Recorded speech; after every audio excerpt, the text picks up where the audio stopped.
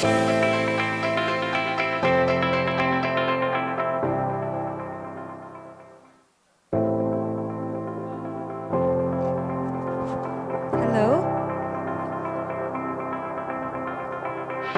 Can you just please turn on the volume, the microphone? Okay. Can you hear me? Hello? Yep. Yes. Hello. That's working well, I think. Can you say something so that we can check if everything's fine? Yeah. Please welcome to our free conference. Maybe 30 minutes later. I'm just checking on this. You hear me? So we can hear you clearly. Okay. What about you? You can hear me, right? Yeah, I'm very well. Clearly here. It's good. Sound good. Everything.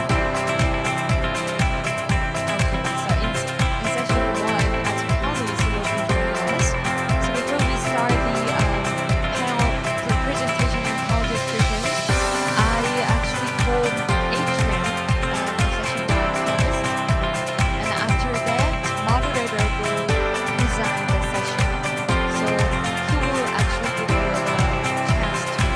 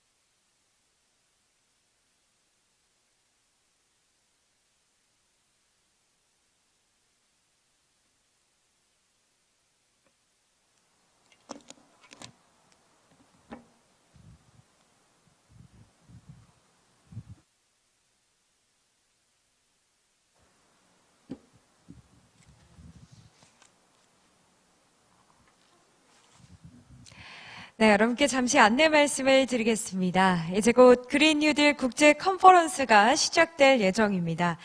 참가자 여러분들께서는 잠시만 기다려 주시면 감사하겠습니다. 이번 행사는 사회적 거리두기 2단계 시행에 따라 온라인으로 진행되고 있습니다.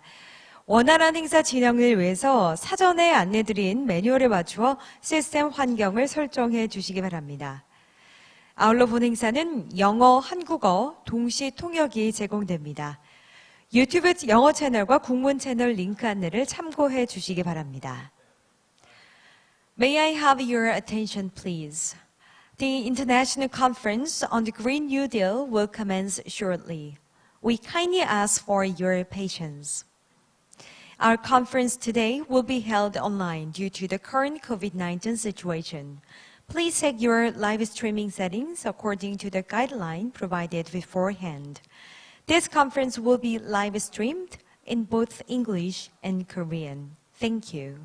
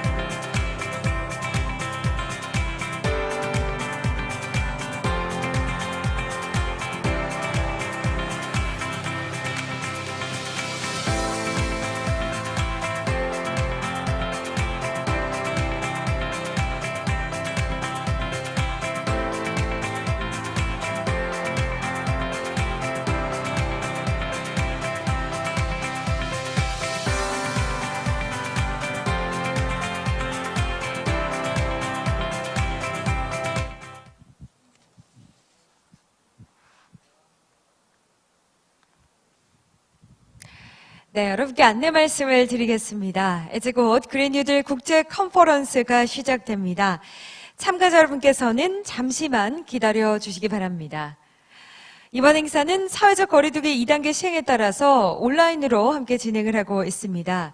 원활한 행사 시청을 위해서 사전에 안내드린 매뉴얼에 맞춰서 시스템 환경을 설정해 주시기 바랍니다.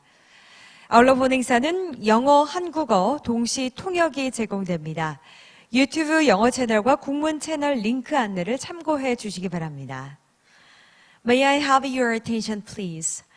The International Conference on the Green New Deal will commence in a moment, and we kindly ask for your patience.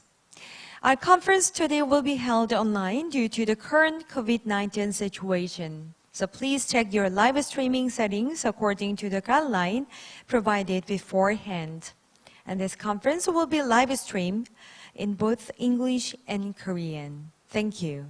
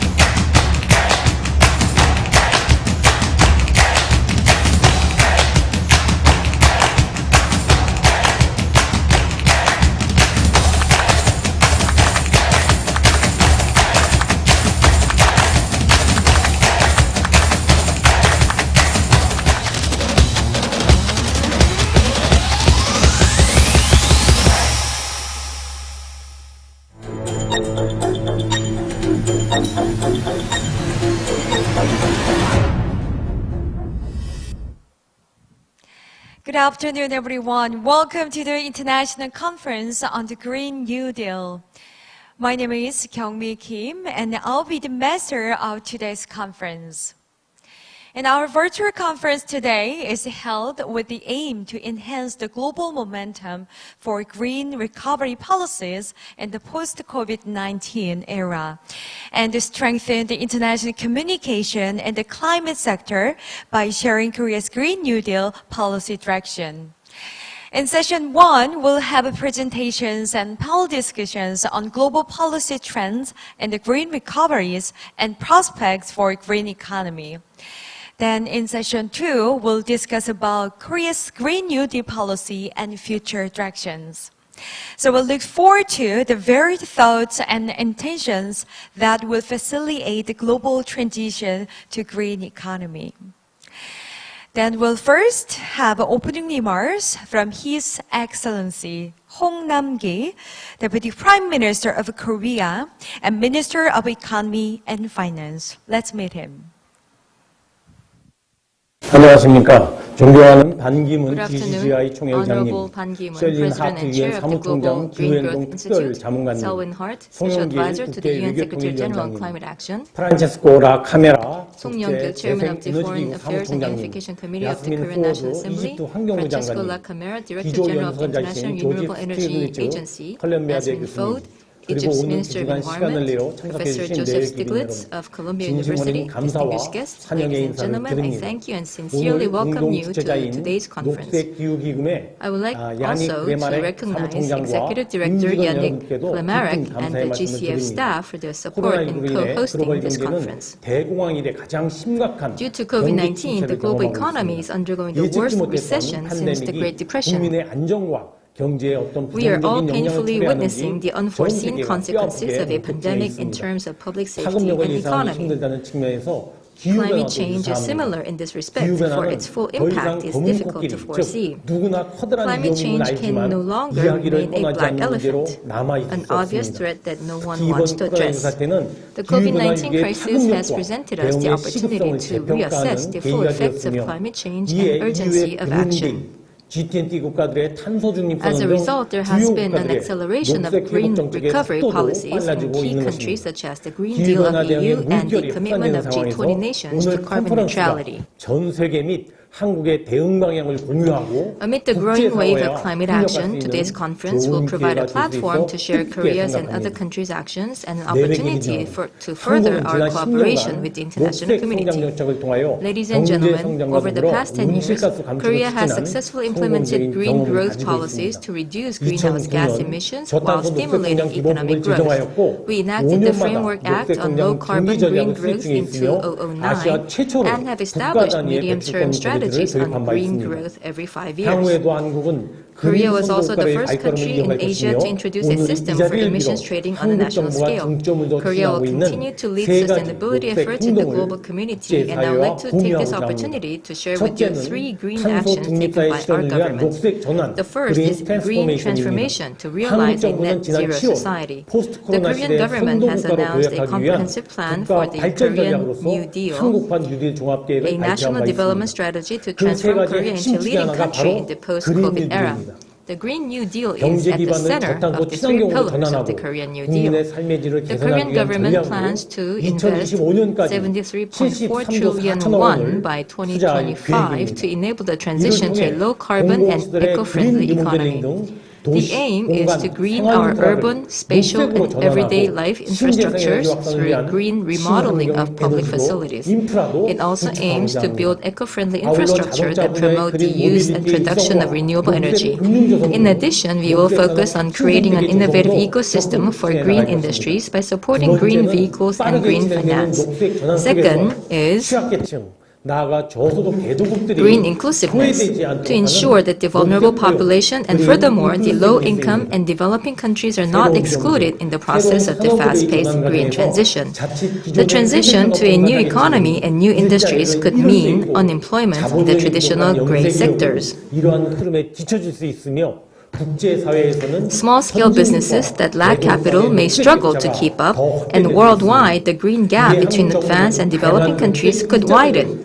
To address this issue, the Korean government plans to create numerous green jobs while simultaneously strengthening the employment safety net by providing job training to at-risk workers and supporting them in their job transition. Small and medium-sized enterprises will also receive support as they make the shift to green energy and green manufacturing.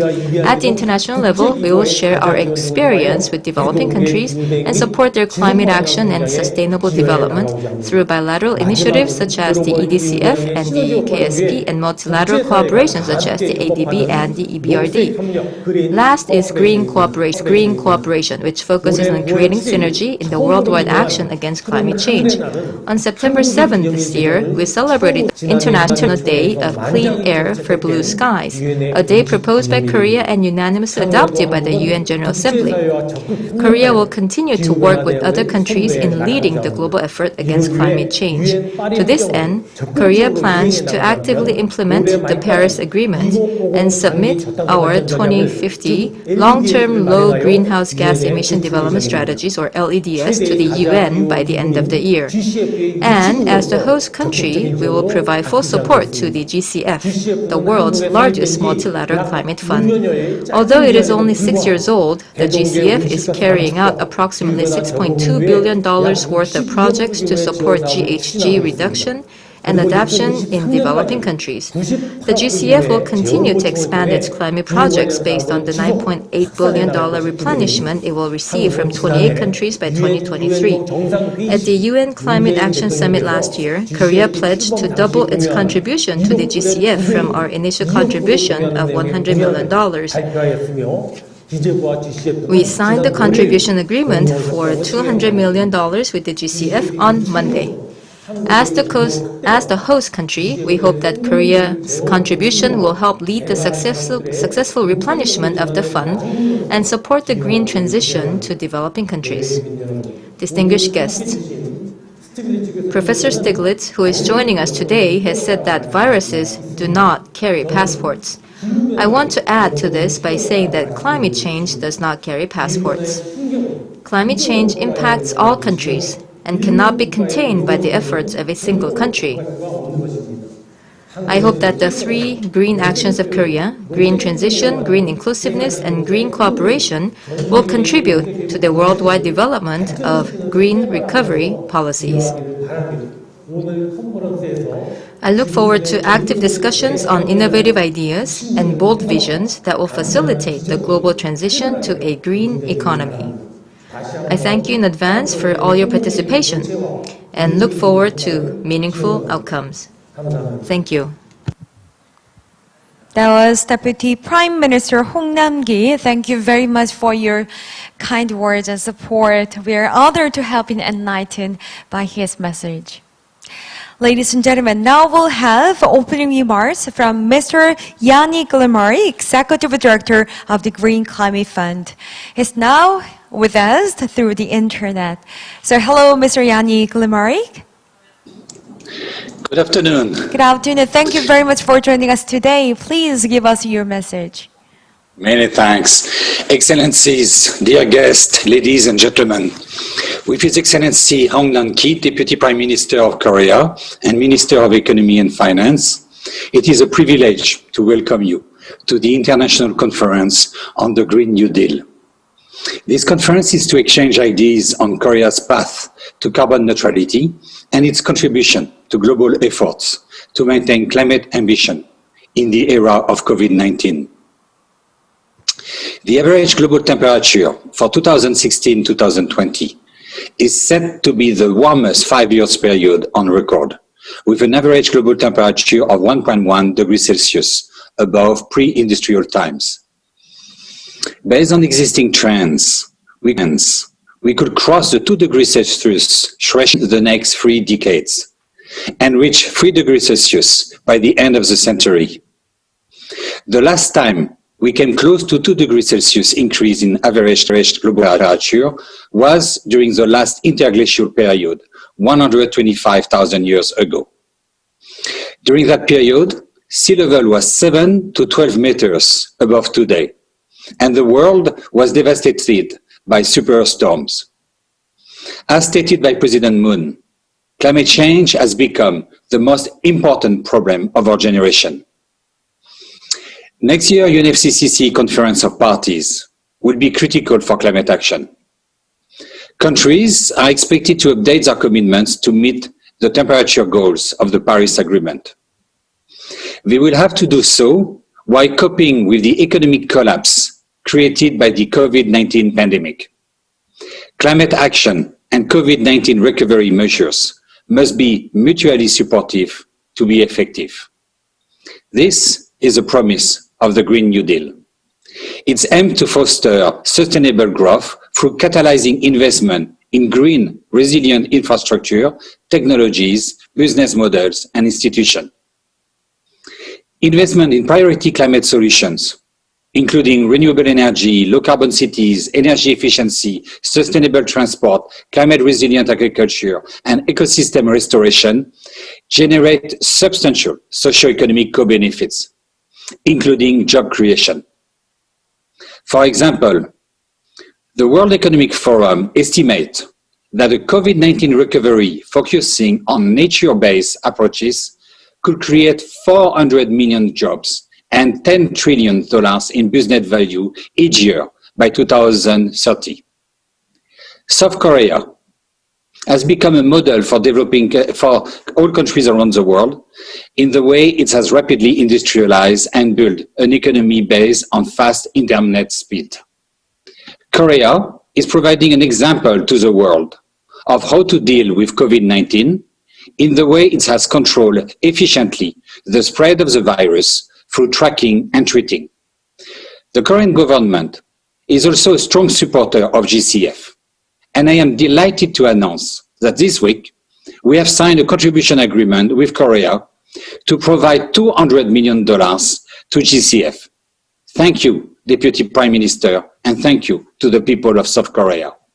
Thanks to this and other contribution, GCF replenishment has now reached over $10 billion at current exchange rates. The Korean Green New Deal aims to move the economy away from its heavy reliance on fossil fuels and promote environmentally friendly industries powered by digital technologies, including electric and hydrogen cars, smart grids, and telemedicine. It could propel the country to the global leadership in sustainable economic growth. The commitment to establish 3 hydrogen cities by 2022 could dramatically accelerate the maturation of this new source of energy, contributing ultimately both to carbon neutrality and prosperity at home and abroad, whilst Korea's roadmap to become a carbon neutral society could become a source of inspiration for many other countries. The private sector must play a key role in this transition, both in Korea and worldwide. Opportunities for private sector climate investment in emerging and developing countries alone are estimated at between 11 to 26 trillions between now and 2030. But barriers to investment persist. As the world's largest dedicated climate fund, a key task of the GCF is to unlock private sector climate investment to foster low-emission, climate-resilient development pathways in developing countries. These include assisting in the establishment of conducive investment climates, supporting project pipeline development through financing project preparation, leveraging blended finance to de-risk private investment, mobilizing institutional investors, and deepening national financial sectors and capital markets. GCF looks forward to working with the Korean government on fostering a new Green Deal globally. Thank you very much for your attention. Thank you very much for your warm message, Executive Director. Also, make this event possible as a co-host. Thank you very much for your words. Now we'll follow with special congratulatory remarks from Mr. Pan Ki-moon, the President and Chair of the Global Green Growth Institute and UN Secretary General. Let's meet him. Your Excellency, Mr. Hong Nam-ki, Deputy Prime Minister and Minister of Economy and Finance, MOEF, Monsieur Yannick Glemarek, Executive Director of the Green Climate Fund, GCF, distinguished experts and guests, ladies and gentlemen. I have the honor of offering my appreciation and congratulations to GCF and MOEF for hosting this important conference, which will explore the policy direction of Korea's Green New Deal and contribute to enhancing the global momentum for greening the COVID-19 recovery policies. I would like to take this opportunity to share just a few points with you today. First, as a Korean citizen who served the Republic of Korea for 37 years as a diplomat, I am proud of Korea's history of having progressed from a war-torn, poverty-stricken country to an advanced country now that provides ODA to developing countries and aims to be a leader in sustainable development. The Green New Deal is certainly a good step in the right direction, as Korea possesses the technology and innovation to contribute very significantly to the 2030 Agenda for Sustainable Development and the Paris Climate Change Agreement. However, allow me to emphasize the urgency of climate change. Let us be clear. The droughts and wildfires, the devastating typhoons and storm surges, and the melting of glaciers and ice caps that experts warned us about are here already. And I'd like to encourage the Korean public, industry leaders, and the government of Korea that we can do even better. Koreans are very often lauded for their resilience, innovation, and diligence. If we can just muster the courage and resolve to think about tackling climate change more ambitiously and commit to more concrete targets like net zero 2050 in Europe, I have no doubt it could be the beginning of the second miracle on the Han River that will lead to stronger climate actions, create green jobs for Korean workers, and pay huge dividends later in many forms, including vastly improved air quality and health, and the virtuous cycle of being a leader in green technology that in turn leads to more innovation. How proud I would be, we all could be, of Korea when we look back on these days and the decisions we make today.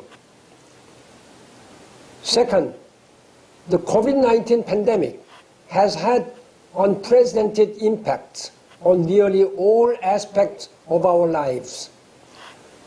Virtual events, online classrooms, and group photos with masks covering our faces are now the new normal throughout the world. But with the challenges come opportunities.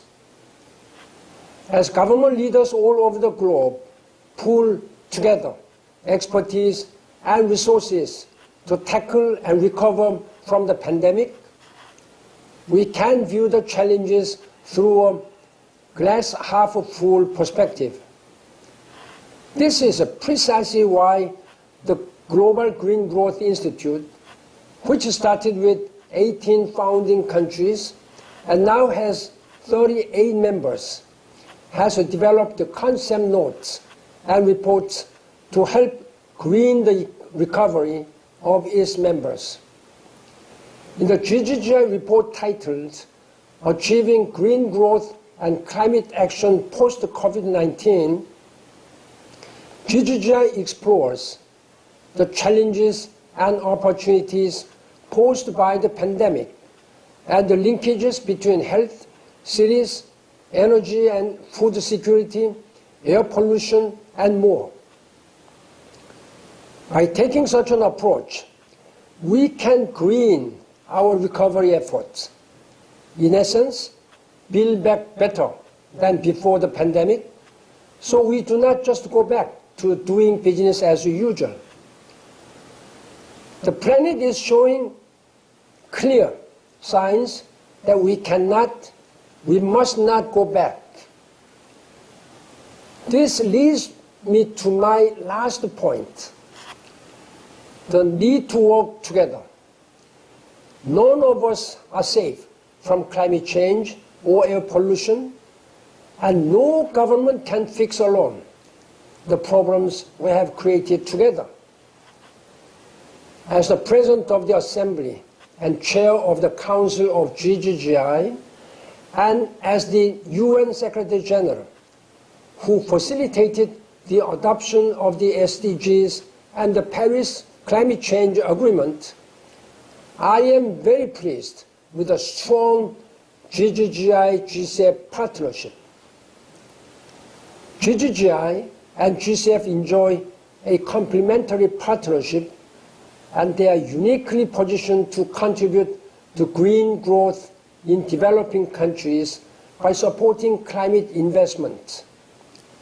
I look forward to seeing GGGI and GCF continue to collaborate closely.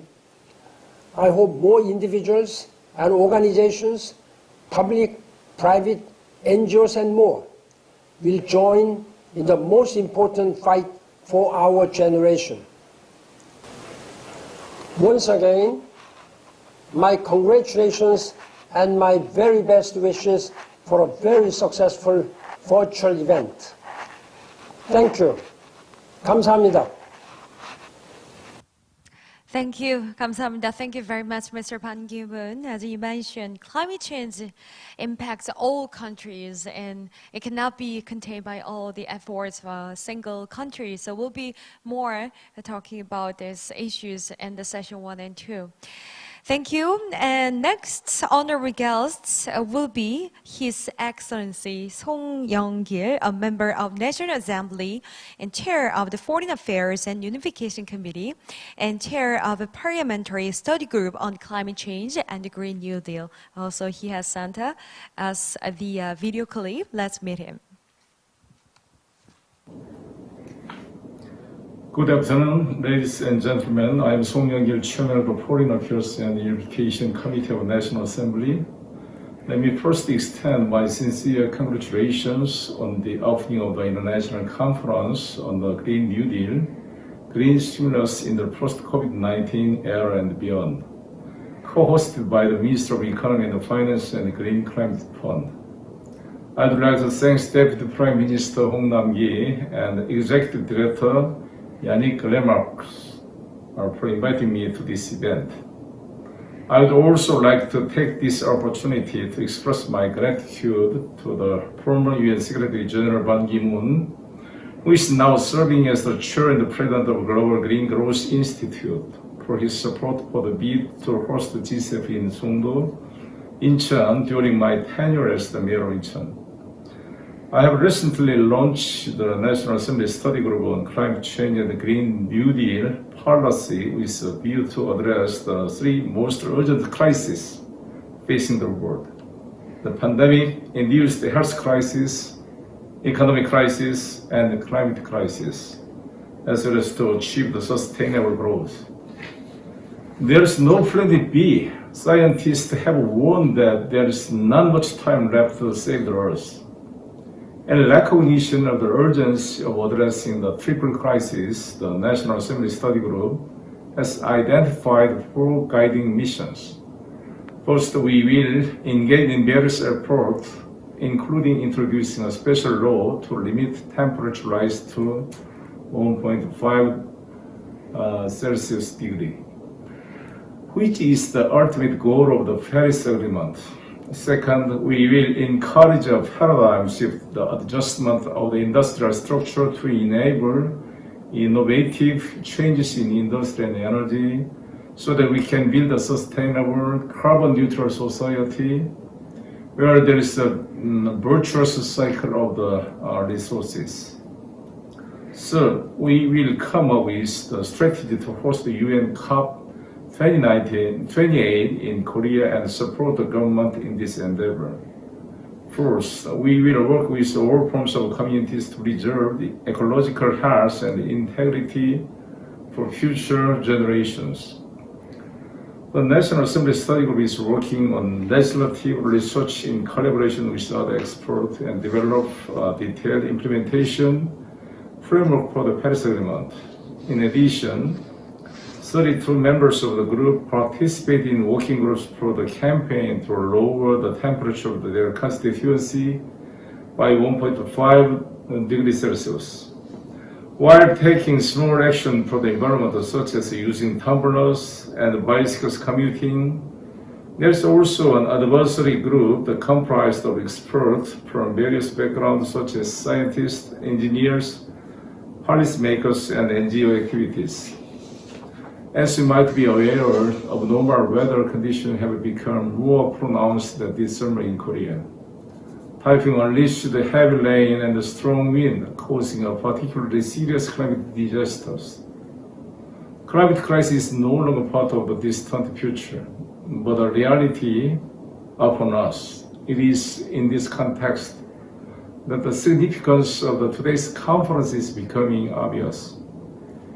Your presentation and the discussion today would contribute greatly to Korea's Green New Deal policy, and going beyond that, your interest in Green New Deal would have an impact all over the world. Today, as a lawmaker, and on behalf of the National Assembly of the Republic of Korea, I pledge to study hard and support better for the success of Green New Deal in Korea and beyond.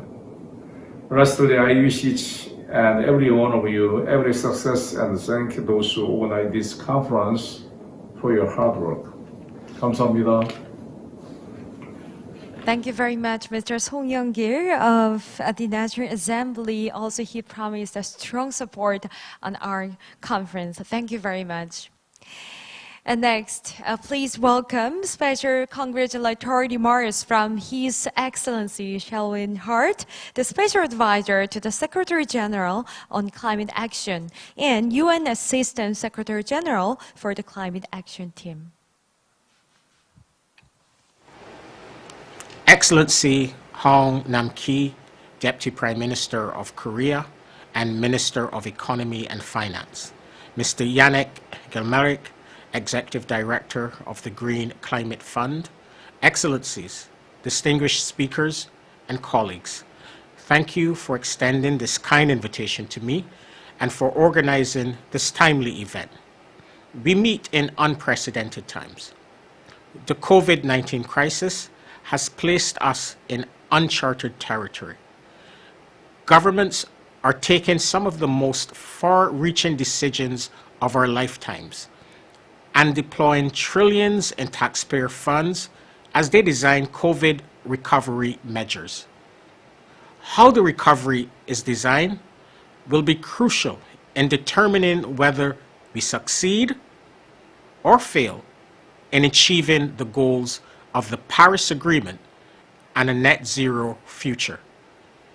This is more urgent than ever, as our house is on fire.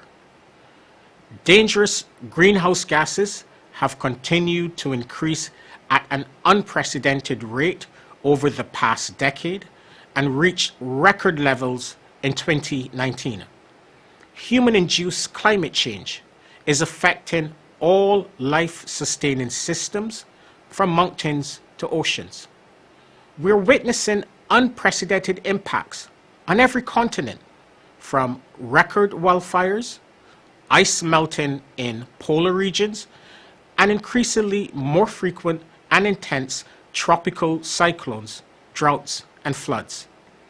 And just last week, the WMO confirmed that global emissions are returning to pre-pandemic levels and that we are approaching the internationally agreed 1.5 temperature limit much faster than previously predicted. There is no time to waste. We need countries to halve global emissions within a decade and achieve carbon neutrality by 2050. There are already strong blueprints to do so. The Secretary General has outlined 6 climate-positive actions for governments to consider as they design their recovery plans and measures. Invest in green jobs. Do not bail out polluting industries unless they are aligned with the goals of the Paris Agreement. End fossil fuel subsidies and place an effective price on carbon. Take climate risks into account in all financial and policy decisions. Work together. And finally, leave no one behind.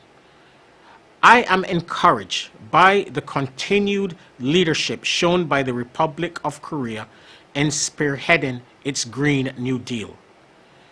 Devoting almost US $200 million to energy-efficient buildings and almost $150 million to renewable energy development, over $500 million to green industry support, and over $100 million to a low-carbon transition. These are the right priorities. I also commend the Cheongchang-Namdo province in Korea for recently hosting the 2020 International Conference on Coal Phase-Out and Response to the Climate Crisis, and announcing together with 56 other subnational offices that they will consider coal finance when selecting depositories going forward. These actions show us how subnational governments can also drive the transition to low-carbon development. The Secretary General has also encouraged leaders to incorporate climate risk and opportunities into the financial system, policymaking, and infrastructure. This includes greening the mandates of public development banks. Coal has no place in the recovery, and all countries must phase out national and overseas coal financing and ensure that international support is directed towards helping developing countries transition to a clean energy future. We look forward to the Republic of Korea taking decisive steps on this front. Per kilowatt hour, solar is now cheaper than coal in most countries. Investments in renewable energy generate 3 times more jobs than those in fossil fuels. Fossil fuels are risky business, and they have few takers from investors around the world. Ahead lies a narrow window, but a vast opportunity. We have a clear choice: invest in the past or invest in the future. We are running out of time. The Secretary General has called on all G20 countries, including the Republic of Korea, to commit to achieve net zero by 2050 and to submit before COP26 a more ambitious, nationally determined contribution consistent with this goal. Lastly, I would like to commend the Green Climate Fund for the remarkable leadership it has shown on the green recovery.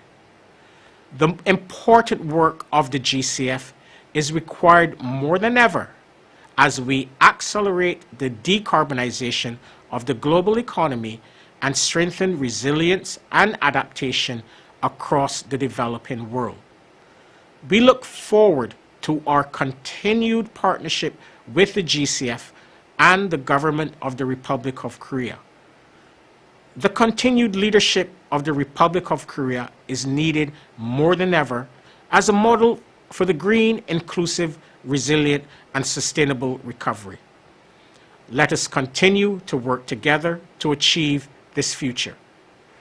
A future that protects people and planet and promotes prosperity. I thank you. Thank you very much, His Excellency Sherwin Hart. He has very precious word. There's no time to waste. We should work together and we should invest in the future. Thank you very much for those very precious words. Ladies and gentlemen, our final congratulatory remarks will be from Mr. Francesco La Camera, Director General of the International Renewable Energy Agency. So, hello, Mr. Francesco La Camera. Thank you very much for joining us. Okay, so please deliver your remarks. Thank you very much.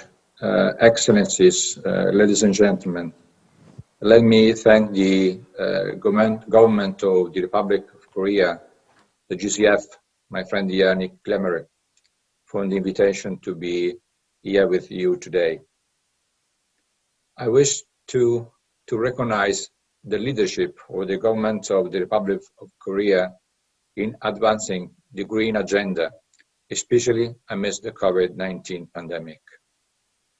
It exemplifies the importance of tackling not only the health issues, but also the climate crisis at the same time. The Green New Deal is an opportunity to build the high-tech, high-value green industries of the future, with massive export and job creation potential that will not only help the country to recover, but to build back better and stronger than before. The pandemic has exposed the vulnerability of current economic system.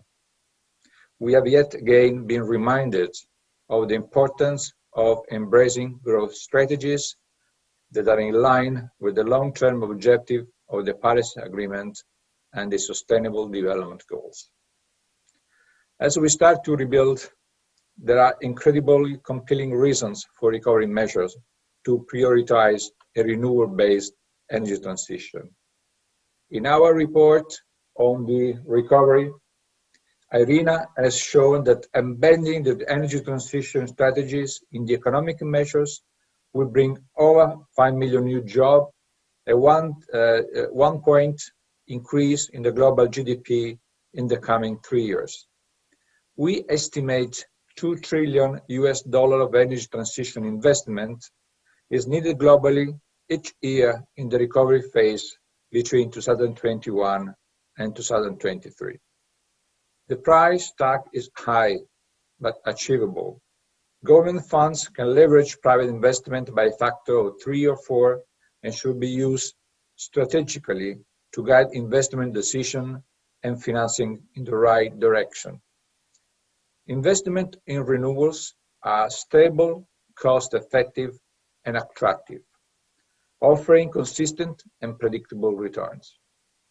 Thanks to the technological development, renewables today are increasingly the cheapest source of electricity.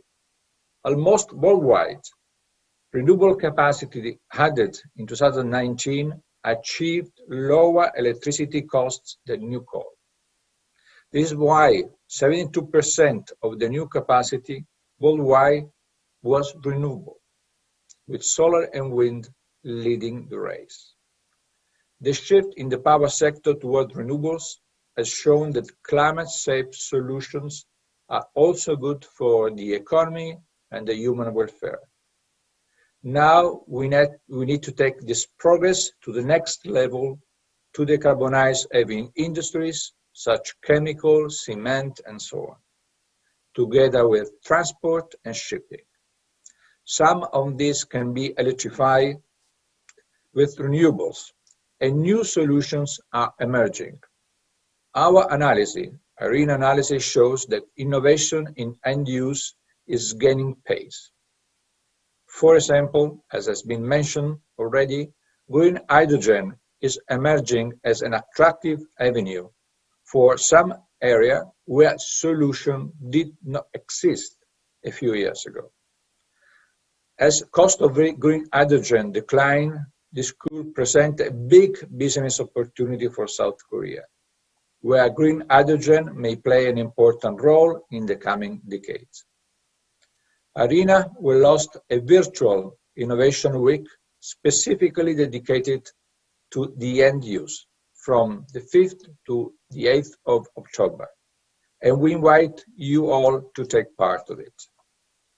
Ladies and gentlemen, we are at a critical junction where financial and political decisions will shape the future for all. Visionary leadership, as Selvin has just said, government intervention, and large-scale investment can shape a fundamental shift of our current systems. Let's use this moment to rethink what may be possible. Let's change the course of climate emergency and invest in a resilient future for all. ARENA stands ready to work with the GCF through the Climate Investment Platform, with the Republic of Korea in its effort towards a green, sustainable, and climate-friendly recovery. Thank you very much for your invitation and to be here with you. Thanks. Thank you very much. He has sent us this very good message. Thank you. Final congratulatory remarks. So it's from Mr. Francesco Locamera. Thank you very much. Okay, ladies and gentlemen, I thank all the honorary guests for their wonderful remarks and also for the successful conference. And now we'll be honored to have a keynote speech by Professor Joseph Stiglitz of Nobel Laureate and economist, a professor at Columbia University and chief economist and senior fellow at Roosevelt Institute. So please enjoy the keynote speech. I welcome with enthusiasm Korea's taking leadership in the group of countries pushing for a Green New Deal as part of recovery from the pandemic. Korea has long been at the forefront in addressing climate change. I still remember vividly a meeting in Seoul of the lead authors of the Working Group 3 of the second assessment of the IPCC in September 1993, 27 years ago this month, where we discussed at great length the challenges of addressing climate change. It was already clear then that it would have momentous consequences. It was clear then that we ought to take stronger actions. The only mistake we made in our second assessment was that we didn't fully anticipate the magnitude and the speed with which the climate crisis would be upon us. I want to highlight some aspects of the Green New Deal, both from an American perspective and a global perspective.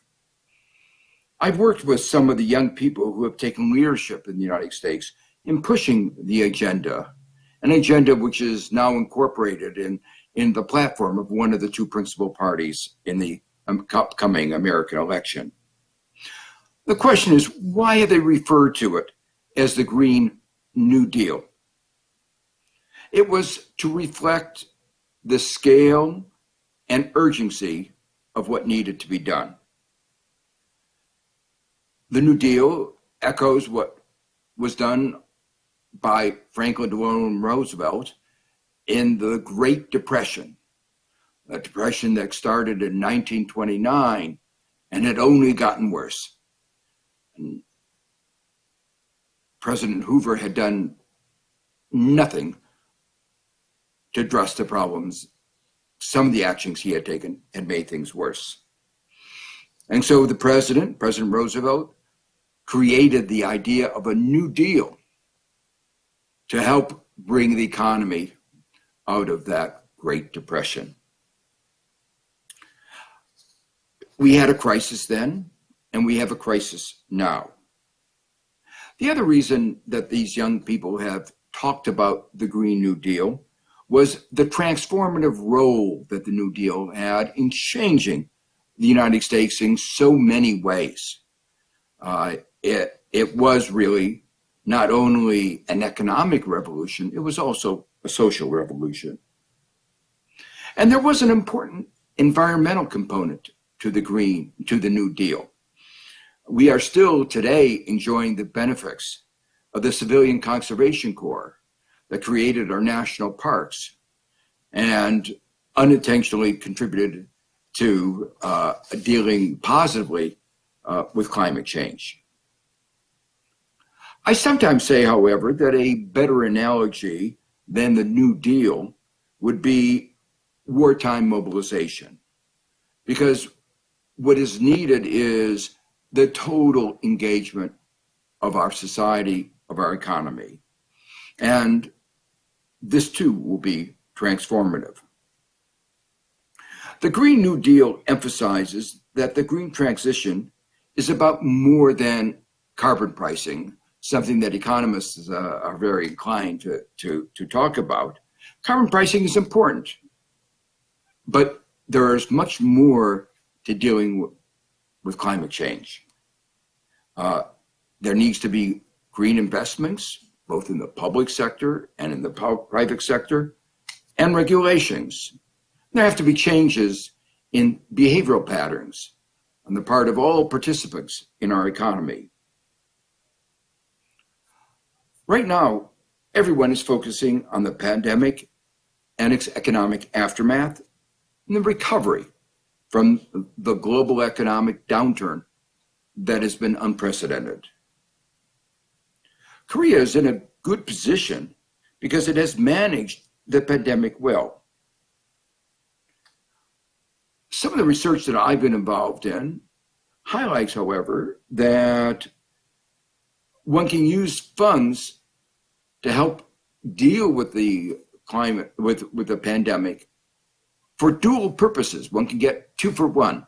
One can, at the same time that one addresses the enormous economic downturn and moves us into a recovery, at the same time that one does that, one can also build back better. One can create a post-pandemic economy that is greener.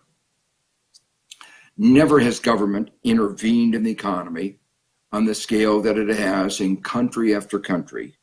In the United States, $3 trillion already, let alone the $3 trillion from the Federal Reserve Board and liquidity. Citizens have a right to demand that the post-pandemic economy accord with their values and their vision of what kind of economy and society we want to emerge after the pandemic. In the US, as I said, we are using the vocabulary, we have to build back better. The pandemic has exposed many of the weaknesses in our economy, in our society. Inequality, divides on racial and ethnic grounds, a lack of resilience. But a critical thing as we think about rebuilding the economy is we have to build back greener. A research project that I was involved in with Nick Stern at London School of Economics, Cameron Hepburn at Oxford and his colleagues at Oxford, showed that green investments, green spending can be timely, labor intensive, high multiplier. High multiplier means that it can be get a big bang for the buck. For every dollar you can spend, you can get a lot of stimulus. Labor intensive means it will have per dollar a lot of jobs created, and that's particularly important in those countries where the unemployment rate has gone up. But it's also important in those countries where robotization, AI, threatens the future of work. We showed that these green investments can be good for the economy and good for society. These perspectives are also in accord with an international commission that I headed with Lord Stern, a global commission that addressed the question, is it attainable, the 1.5 degree, 2 degree centigrade objectives of Copenhagen and Paris? Would it cost our economy? How do we go about doing it? And what our commission found was that actually addressing climate is, to use our words, a growth story. It can actually promote growth, especially if we think about measuring growth in the right way, reflecting sustainability and the quality of life. Of course, there are going to be vested interests who look at their own profits, who encourage governments to look short term, who argue that you should put private interest over public. And politically, in one way or another, they will have to be dealt with. We will have to find workers who lose their jobs, employment elsewhere. We need to have active labor market policies and active industrial policies to make sure that opportunities are made available for all citizens. But the evidence is very clear. The green industries like solar panels, installing solar panels, create far more jobs than are destroyed, for instance, by coal. As we phase out, and hopefully very quickly, the coal industry. And this job creation will be especially important in the next phase of the economy as we move towards further towards robotization and artificial intelligence. Sometimes you hear a lot of worries that these advances in technology are going to lead to massive unemployment. Well, the green transition is in many ways the answer. There will be a lot of jobs created as the economies work to retrofit themselves for the green economy. A key aspect of the green economy is innovation. And this is an area where Korea will almost surely excel. Korea has already shown itself to be at the frontier and leading in one of the technologies of the future, hydrogen.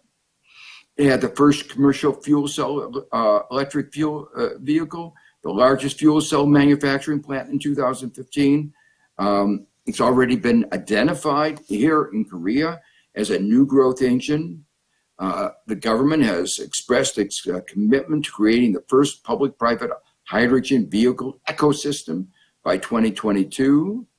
And I'm especially excited by the recent announcement of hydrogen cities, of 3 cities, and a 4th city that will be specialized in research and development in hydrogen technology. I've watched Korea's amazing progress over the past 40 years. I've seen the process by which Korea rapidly caught up. And then I watched with admiration as it was able to exercise its technological leadership in areas like chips and smartphones. This is another area which is critical for Korea's future, and it's equally critical for the future of the world. There's one more aspect of this that I want to talk about, and that is the international aspects of dealing with carbon. Many countries have announced green policies internally, but their companies have been following very dirty policies outside the country.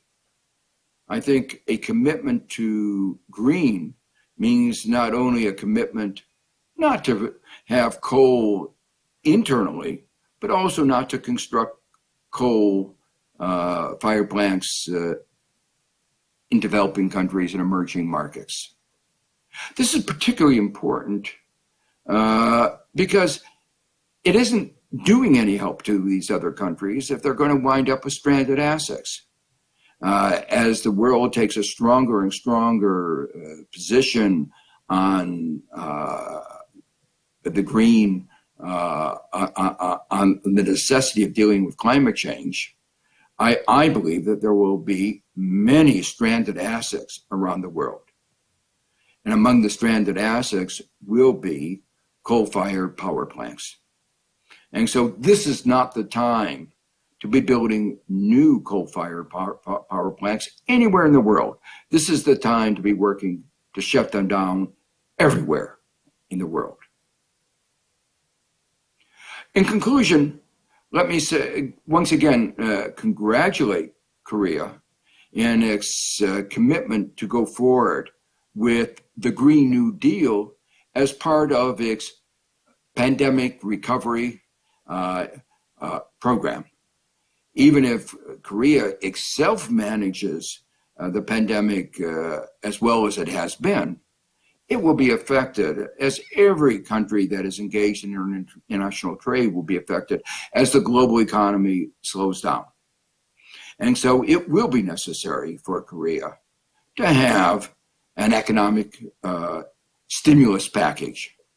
And it's important for those dollars, for those won, to be spent in ways that will help the economy, the Korean economy, become the kind of economy that Korea needs post-pandemic, and that is a green economy.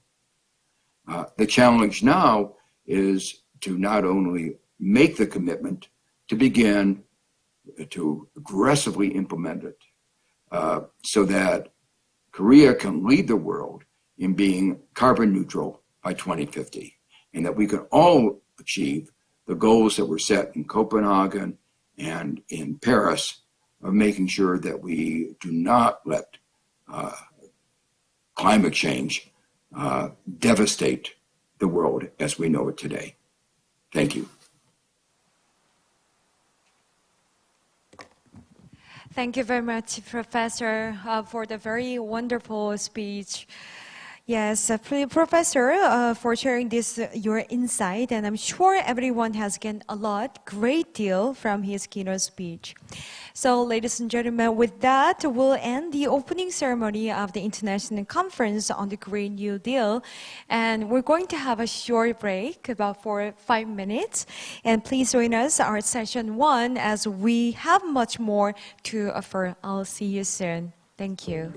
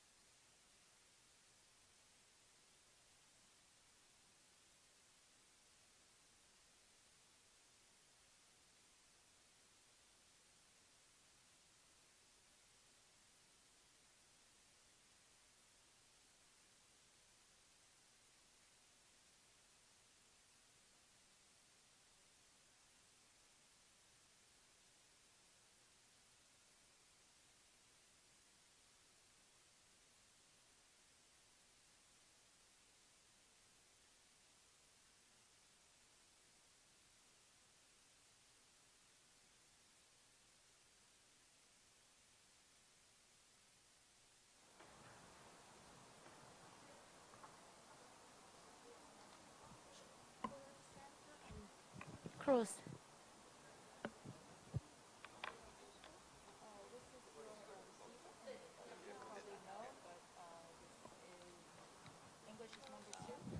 Close use.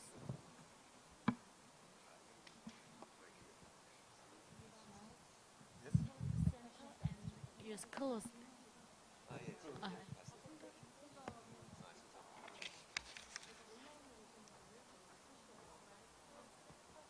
Use close mouse. Close mouse.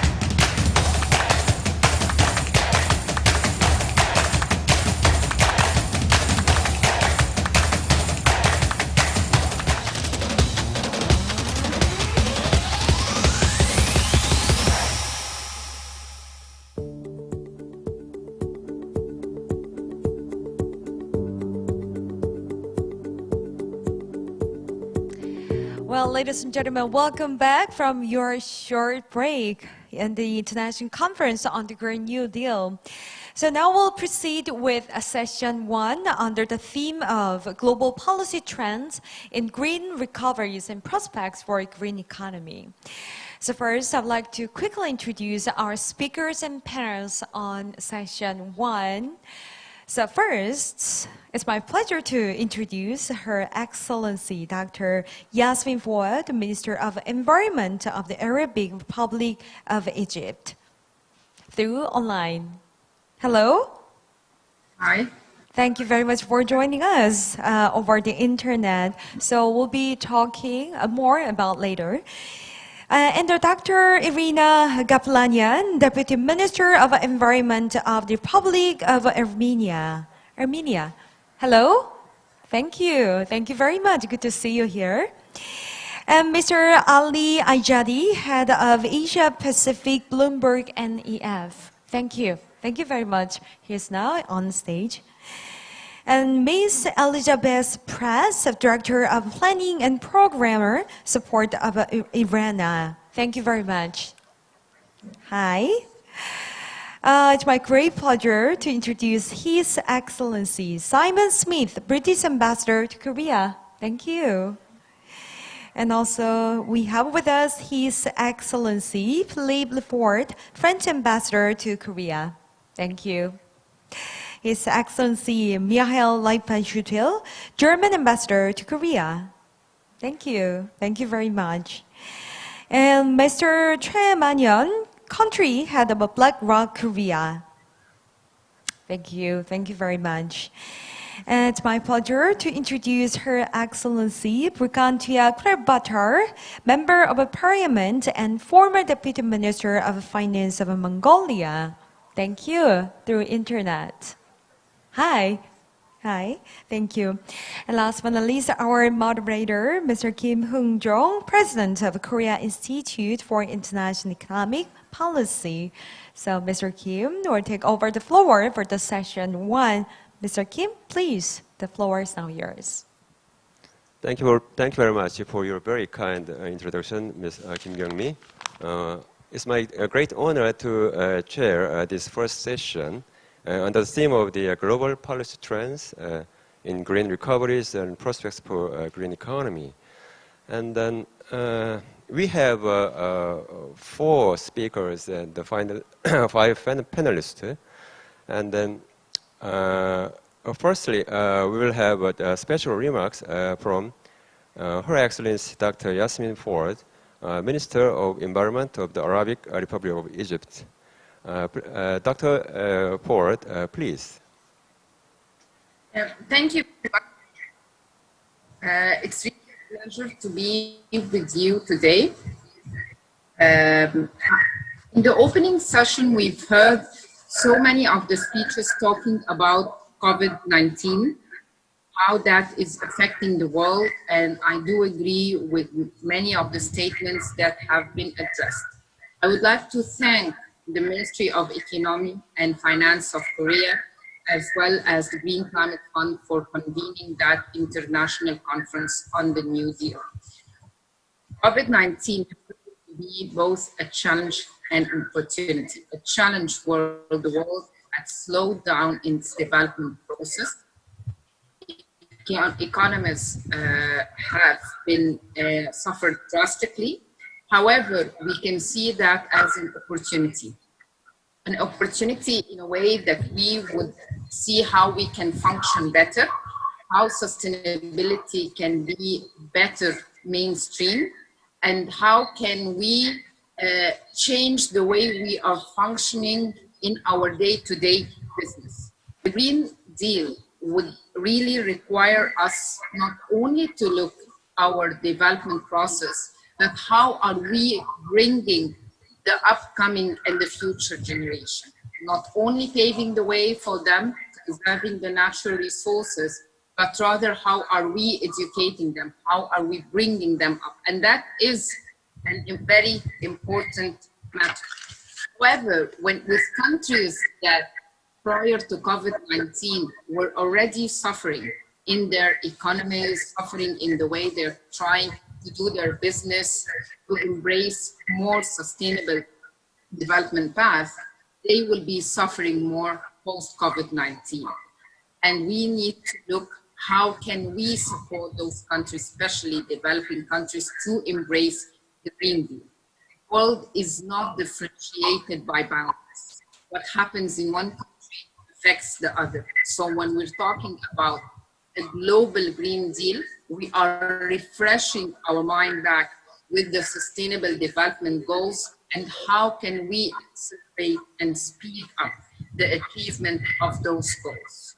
The COVID-19 actually has proven that there's no choice. We're not talking about the health of people, the health of the human beings, of the animal, or of the earth. One health approach is proven to be a key factor and a key policy to be adopted within the countries, within their own national circumstances. One important remark that I would like to throw on this session is that most of the discussions, as you would see, has been talking about the low carbon economies and how to fight climate change, to accelerate and to speed up climate action, which is so good. But the idea is that we're missing a very important point.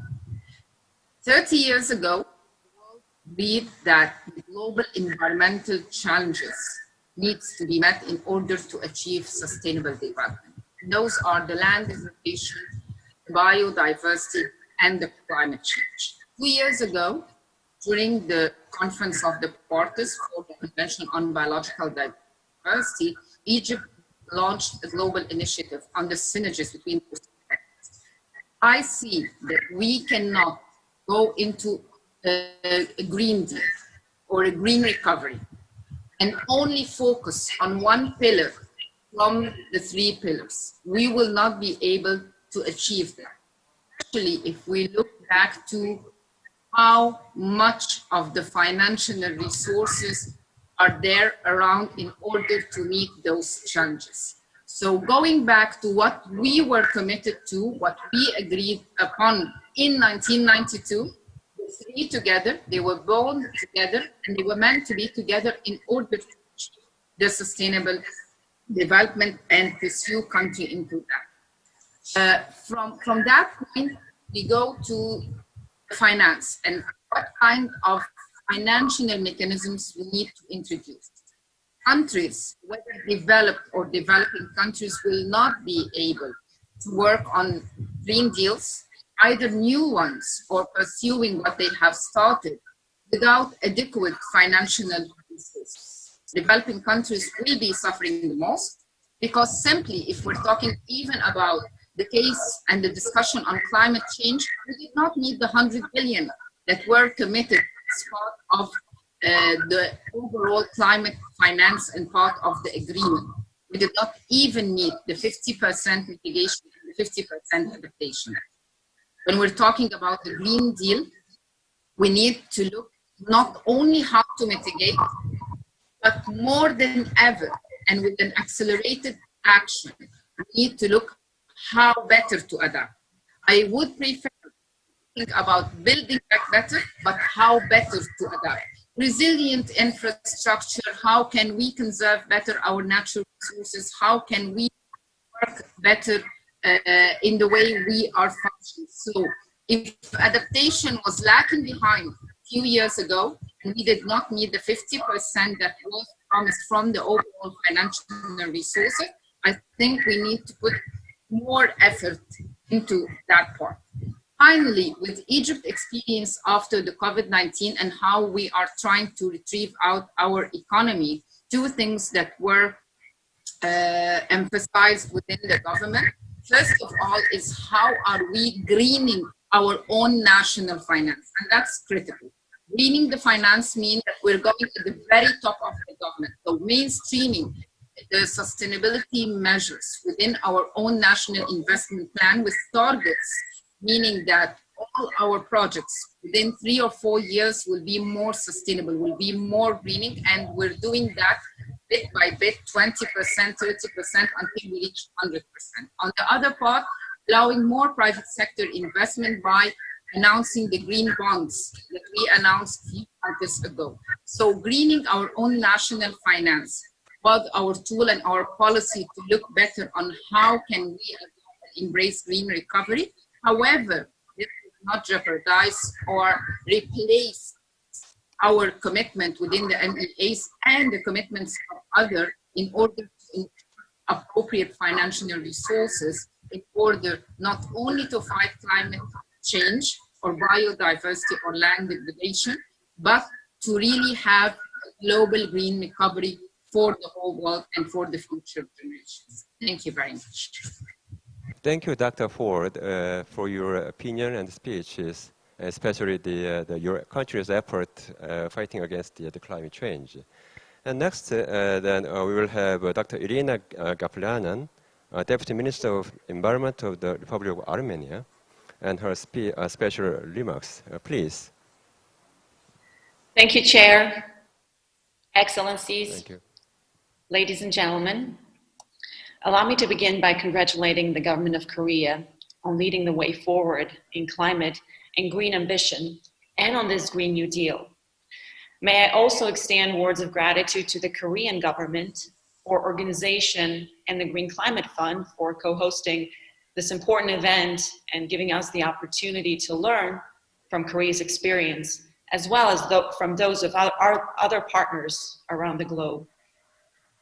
Meeting under these extraordinary circumstances where pandemic has shaken our livelihoods and our economies to the core is a powerful reminder to us all what the planet has in for humanity should we fail to meet the challenge of climate emergency. Yet, it is almost a law of nature that every challenge brings with itself a row of opportunities. And COVID-19 is certainly not an exception. It was not until the entire European continent was decimated after the catastrophic Second World War that European countries came together and formed the European Union, as well as kicked off their economic reconstruction with a concerted effort and the Marshall Plan in place. Much like then, today the whole world needs a Marshall Plan as we face one of the biggest economic resets of our generations.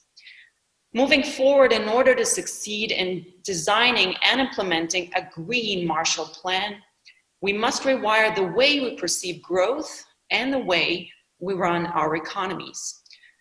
From this global synopsis, let me zoom into Armenia. Climate change is not a forecast for my country. We're living through it today. Armenia has registered a 1.3 degrees Celsius increase in temperatures coupled with 9% decrease in precipitation. This already has caused millions in economic losses due to droughts and unprecedented weather patterns. Despite these existing risks and looming challenges, Armenia's government has been designated as Ambition Champion for its progressive and bold climate agenda.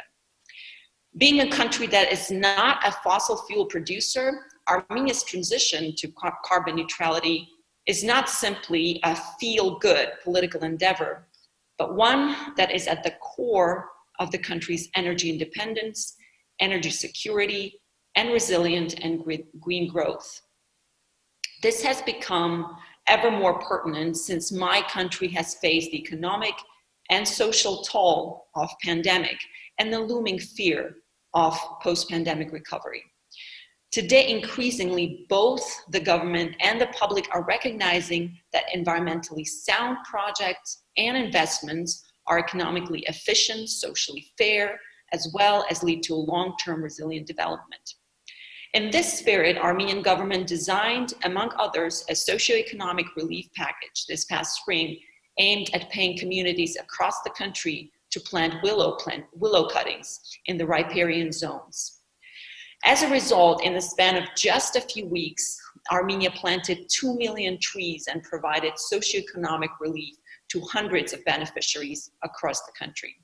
This is but one example of how we can set the stage for resilient and green growth. And for Armenia, it is directly connected to both reforestation at scale, doubling our forest cover, a commitment that we've taken under Paris Agreement, and investments in renewable energy and energy efficiency.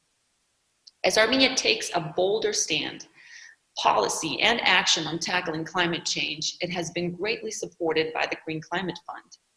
We have been the recipients of the 10th and at that time, largest project funding in the region for energy efficiency in buildings. We're very excited that this project came in very timely, as through the large-scale retrofitting of buildings, we're creating very much needed green jobs for the country. Armenia has recently been approved for a SAP project aimed at creating capacities for and undertaking large-scale reforestation efforts, another big chunk of green jobs to be created there. The GCF has been instrumental in supporting Armenia through readiness grants and advisory support, which we're currently exploring with our colleagues at the fund to help us scale up the government's efforts to promote electric mobility in the country and in the long term electrify Armenia's transport and the economy at large. We're also very proud to be the first country in the region to have a national accredited entity to the GCF, the Environmental Project Implementation Unit at the Ministry of Environment. Currently, we're in the development stage of a forestry project, which is not only intended to support climate action through both adaptation and mitigation effort, but also provide much needed green jobs at scale. Now, beyond the resources available through the GCF, there's a need to deploy large-scale financing to achieve global goals of green recovery. But when fiscal spaces are ever more constrained, innovative approaches to green finance mobilization is crucial. This is why Armenia has been actively proposing deploying innovative instruments to scale up international climate and green resilience finance, because currently only limited options are available for developing economies.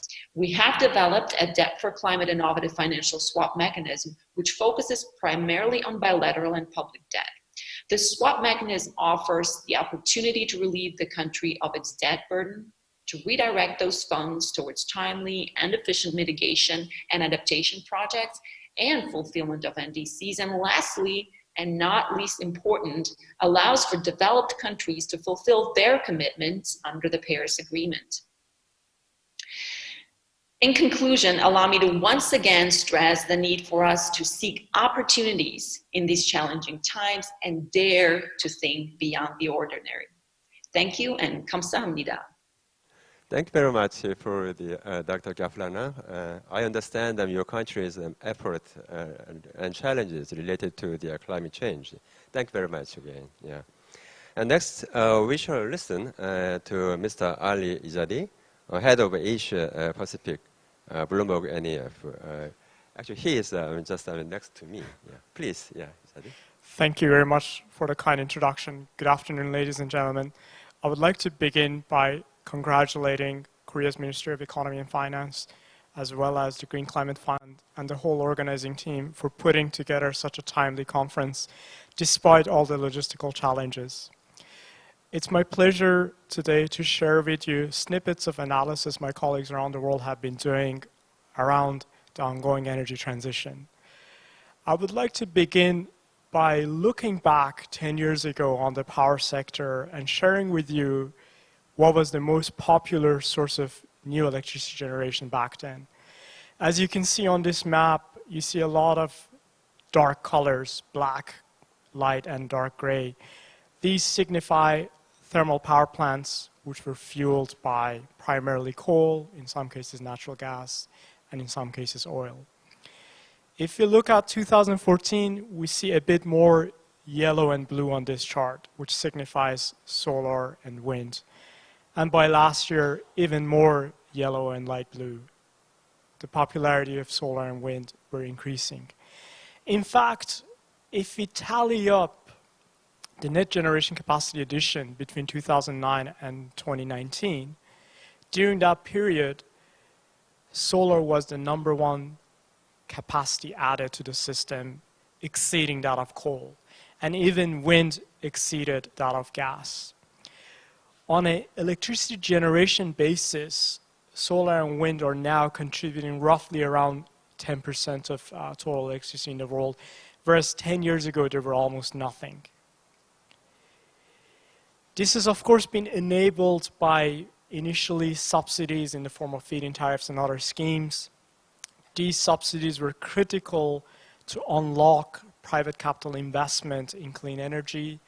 Between 2009 and 2019, there was just under $3 trillion invested in clean energy, most of it going to solar and wind. That investments enabled scaling up of production capacity for these technologies, as well as accelerate their deployment. It allowed the efficiency of the technologies to improve and bring down the cost of the equipment. The combination of these factors has meant that the cost of generating electricity from solar and wind has substantially declined over the last decade. In fact, by the beginning of this year, in majority of the world, the cost of new electricity generation from a solar or a wind farm is the lowest, is the cheapest option that we have. And by 2050, purely on an economic basis, we expect solar and wind to contribute 50% of the world's electricity. If you add up the rest of the zero carbon electricity, we are looking at zero carbon electricity being about 70% of the total electricity produced by 2050. That may seem very positive. Unfortunately, this result is not good enough. For the power sector alone, we would have to accelerate the decarbonization rate to have the chance to reach 2-degree pathway, let alone 1.5 degree. More importantly, we should remember that electricity is only part of the story. Electricity only accounts less than 20% of final energy demand. The rest of that final energy demand comes from molecules, which today are dominated by oil and in some cases coal and gas. Based on current trajectories, electrification will accelerate, but only to account for 25% of final energy demand. For the remainder, we need to look for clean molecules, particularly where we look at hard-to-abate sectors like heavy-duty transport, steel, cement manufacturing. We need clean molecules, and this is why we hear a lot about hydrogen. To be able to meet the 1.5 degree pathway, the most plausible scenario requires us to first and foremost accelerate investment in energy efficiency to reduce final energy demand. Then we need to accelerate electrification so that electrification accounts for just over half of final energy demand, and make sure that electricity is generated from clean sources. And the remaining molecular form of energy will have to come from clean molecules such as hydrogen. Now, if you remember the investment chart that I showed you earlier, we need at a minimum to accelerate that investment by a factor of 4. And the current stimulus measures to address the adverse impact of the COVID-19 pandemic are a great opportunity to accelerate that investment.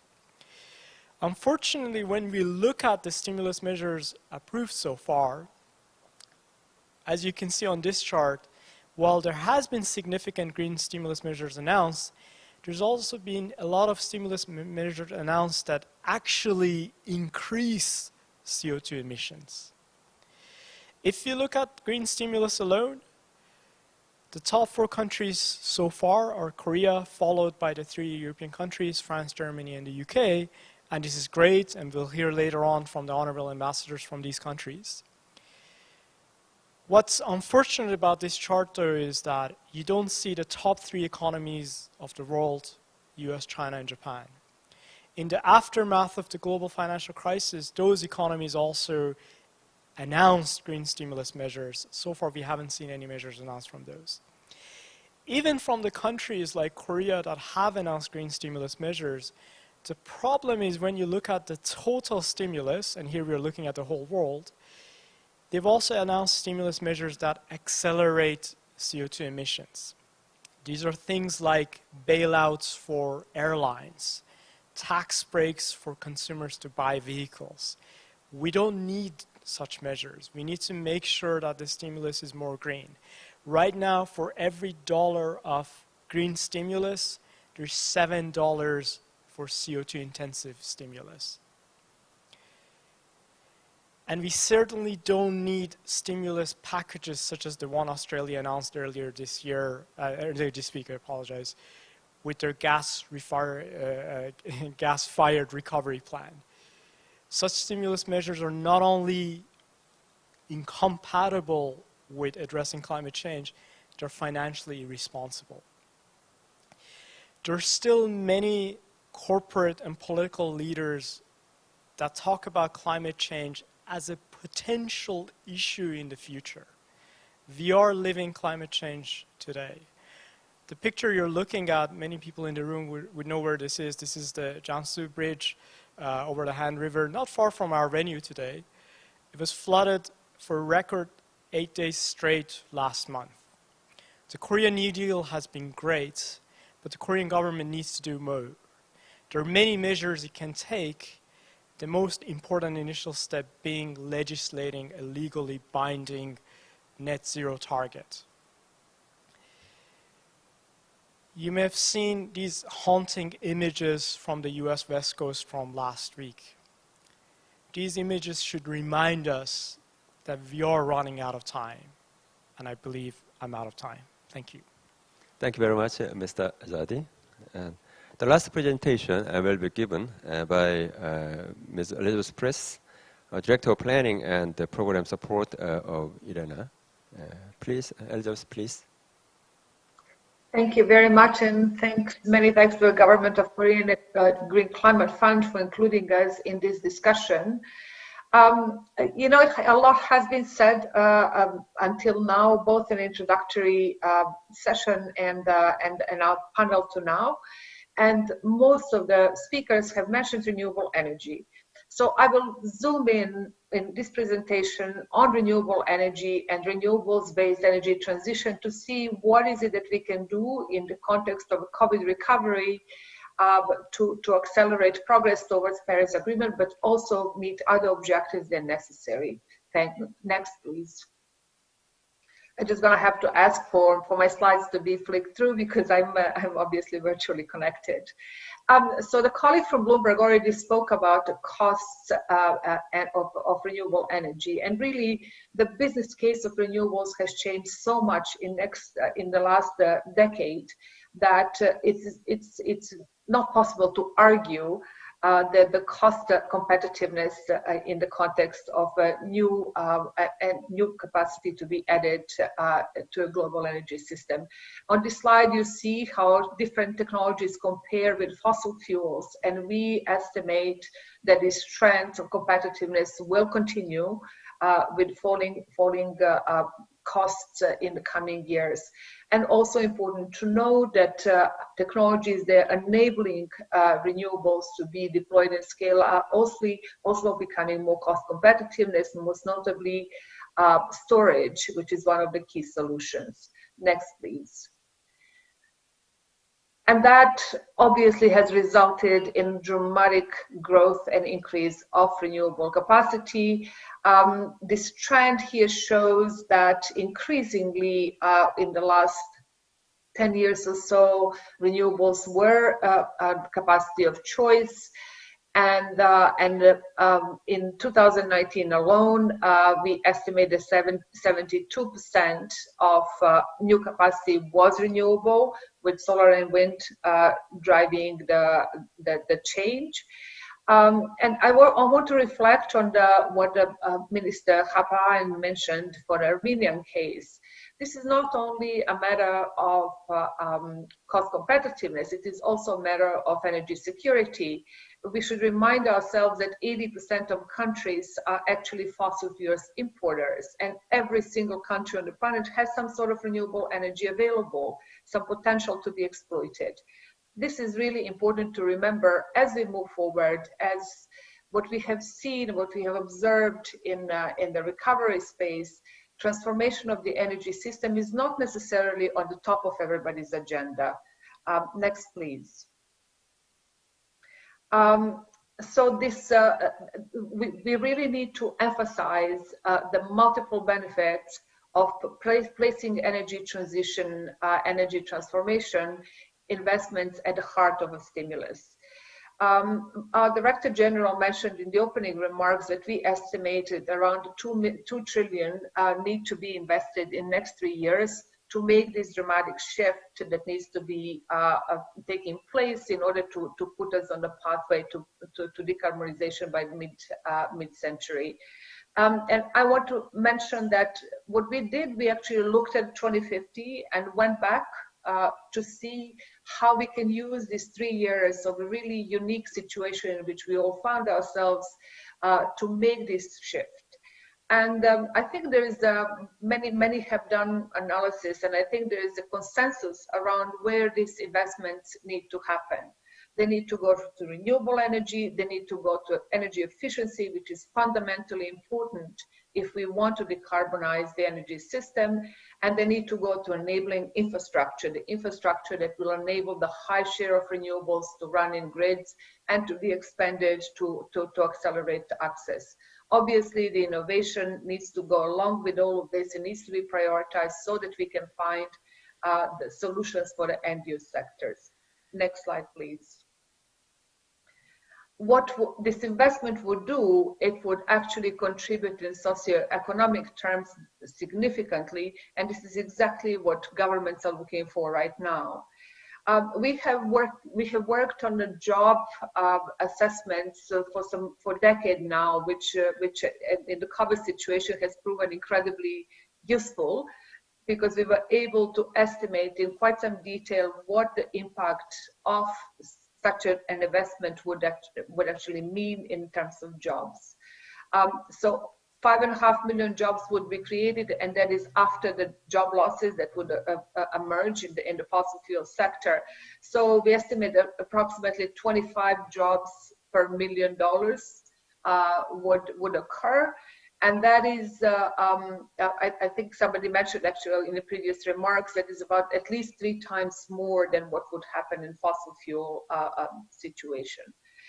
But what is really important is, and obviously that the GDP and economic activities would flourish along with such an investment. Next, please.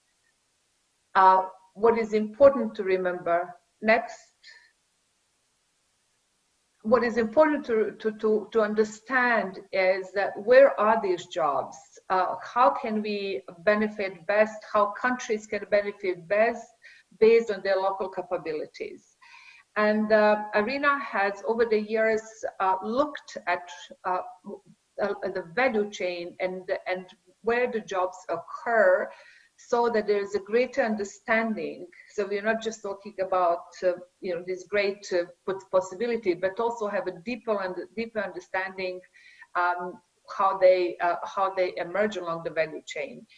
And this is one of my favorite slides that I often speak to, because it shows that in solar and wind, the concentration of jobs is operation and maintenance.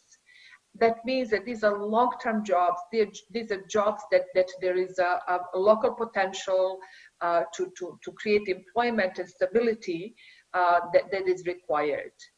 But to achieve this, it's not sufficient to look at the energy sector. Next slide, please. What we have emphasized in our report on the COVID recovery is that the holistic planning has to take place that looks across different areas and see how this all fits together and align the policy with the priorities of governments. So number one is ambition, obviously the domestic priorities, what is it that the country needs to achieve. We emphasize the nationally determined contributions that they're due this year. This is an opportunity to also increase ambition in that space. But in addition to the investments and areas that I spoke about, it is really important to remember that the education and reskilling area is necessary in order to prepare for the workforce of the future and for the just transition to look at those who will potentially lose their jobs as the energy transition based on renewables makes place. Additionally, countries can actually look at where the areas of investment that they can also help create new industrial activities in their own countries. So in closing, I would like to emphasize that looking at energy transition in the context of recovery is absolutely necessary, but that transition needs to be looked not only from a technology and investment perspective, but also the other areas such as energy security, industrial development, clean air, and other priorities that exist in countries that can be helped to make a dramatic shift at this point in time that is necessary for the achievement of Paris Agreement. Thank you very much. Thank you very much, Ms. Elizabeth Press. Thank you for the very insightful presentations, or four speakers. We will now move swiftly on to panel discussions. Today we have 5 panelists, 4 panelists here on the floor, and 1 panelist from the online. 3 ambassadors from the emerging country in Europe, and then 1 head of the corporate companies, and then member of the National Assembly from Mongolia. Right. Firstly, His Excellency Simon Smith, for your, please express your opinions, please. Thank you very much, and my thanks to the Ministry of Economics and Finance and to the GCF for the opportunity to offer a bit of UK perspective here. We're talking about green recovery, and green recovery will be very, very firmly on the international agenda of the UK in the year to come.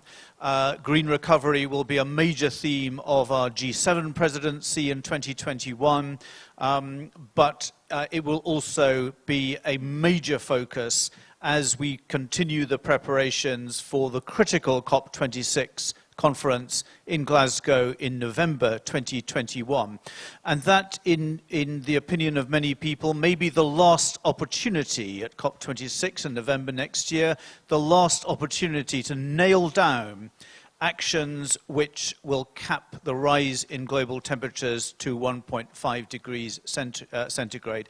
So here we are talking about green recovery, but if we genuinely mean green recovery, we need to look at what it is in our recovery plans that makes a real impact on the effort to reduce greenhouse gas emissions and to put a brake on global temperature rises. And if our plans for green recovery do not address the question, how will they specifically contribute to capping the rise in global temperatures, then they are very unlikely to be green plans, and they are also very unlikely to be successful plans for recovery. They are much more likely to be paths that lead to a big disaster. Now, we've heard many speakers so far today talk about the COVID-19 crisis and about the climate crisis in the same breath. And I think it's worth pausing a little to look at the responses that they have engendered. And on the one hand, it's possible to note quite a contrast in the speed with which many governments have woken up to what has hit them with the COVID crisis and have quickly mobilized massive resources to respond to it, to implement short-term rescue packages, to look longer-term at recovery packages, and so on. And quite simply, we need to mobilize the same sort of determination, the same sort of commitment, and even more resource to respond effectively to the climate crisis that is coming down the track at us. Because if we fail to recognize that if the COVID crisis presents with us a great risk to the life of hundreds of thousands of people, then the climate crisis presents a risk to us that threatens the lives of millions and millions more. And it requires a similar degree, an even greater degree of determination and a greater degree of recognition that what we need is fundamental change. Now, I won't go into all the illustrations of the palpable costs of failure to act on climate change. Many of our participants have mentioned the increasing regularity of extreme climate events. But what should also be clear to us now, and what many speakers have already put a highlight on, is this is not just about the costs of failure to act on climate change, it's about the missed opportunities, and it's about the benefits of working for a progressive climate change agenda. Because, again, as many speakers have said, we need to move on from that assumption that somehow action on climate change comes with an economic cost. It comes with a result of impacting negatively on economic growth. We are constantly learning that the truth is exactly the opposite. Just to share a few experiences from the UK perspective, between 1990 and 2018, the UK reduced its emissions by 43%, whilst growing the economy by 75%. We've looked radically at our consumption of energy. In 2012, we got 40% of our electricity from coal, and earlier this year we went 67 days without using coal at all. And during that period, our take-up of renewable energy went up to 25% of total energy demand. We will phase out coal entirely by 2024, and moving on to another of today's technologies, which quickly need to become yesterday's technologies, we will phase out the use of the internal combustion engine on our roads by the mid-2030s at the very latest, very probably before that. Again, other speakers have highlighted the extent to which the costs of renewable energy are constantly reducing. And against that background, the question mark about the future of fossil fuels is continuing to get larger. So one question against that background, against that trend of the cheapening of renewable energy, the question mark over the viability of fossil fuels, that question is going to be very much on the minds of governments, on the minds of investors, as they ask themselves whether the coal and gas plants of today are going to be the stranded assets of tomorrow. And that question is very legitimately on the minds, not only of investors, but it's going to be on the minds of businesses looking to acquire capital in the future, as they see so many capital allocators now making the decision to say we are not going to allocate capital to those ventures which are investing in the technologies of the past and are not looking at the future. We're seeing regulators in many jurisdictions casting a very critical eye on the banks and businesses that they supervise to say which of your investments are going into ventures which carry an increasing risk in terms of whether they are in technologies for which there will be no demand in the future, and whether they are in technologies which increase the damage to the world's economies, the damage to the world's environment for the future. So to conclude, if we're talking about recovery, of course, can mean going back to something, recovering something that we had. That's exactly the kind of a recovery we should not be aiming for right now. We are in big trouble if we aim for a recovery that takes us back to what we used to do. But I think that there is a positive conclusion to draw from this, that looking at the global picture, we are seeing significant progress being made, significant evidence that in the decisions on investment and the allocation of capital, that people are waking up not only to the risks of not changing our behavior, but also waking up to the opportunities that are there to grow our economy in a way that is healthy for our environment in the future. Thank you. Thank you very much, His Excellency Simon Smith. Since there were some questions actually submitted to me before the conference, I will ask you, including Ms. Elizabeth Press, during the panel discussion. Okay? And next, let me introduce His Excellency Philippe Le Port, French ambassador to Korea. Please. Thank you, Mr. Moderator. Mrs. Minister Fouad, Mrs. Minister Khaplanian, Director of Press, Dr. Izadi, ladies and gentlemen, dear colleagues. First of all, I would like really to thank the Ministry of Economy and Finance for this opportunity to speak today on this issue of particular importance. Fighting climate change is a challenge, which too often tends to be considered as a constraint. On the contrary, I believe that it is a tremendous opportunity to find new levers for economical growth. The economic revival in the aftermath of the COVID-19 crisis is a key moment to green our economies and to live up to our climate commitments. Let me elaborate on 4 short points. First, more than ever, in this period of COVID-19 crisis, we must maintain a strong climate ambition. This year, we will celebrate the 5th anniversary of the Paris Agreement. After 20 years of negotiations, this agreement has set in stone a collective goal that is an essential point for the preservation of ecosystems and people's living conditions.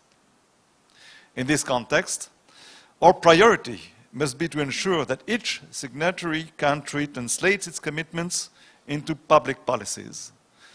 The postponement of COP26 in Glasgow to November 2021 due to the COVID-19 epidemic gives a particular dimension to the issue of green recovery policies that we are discussing today.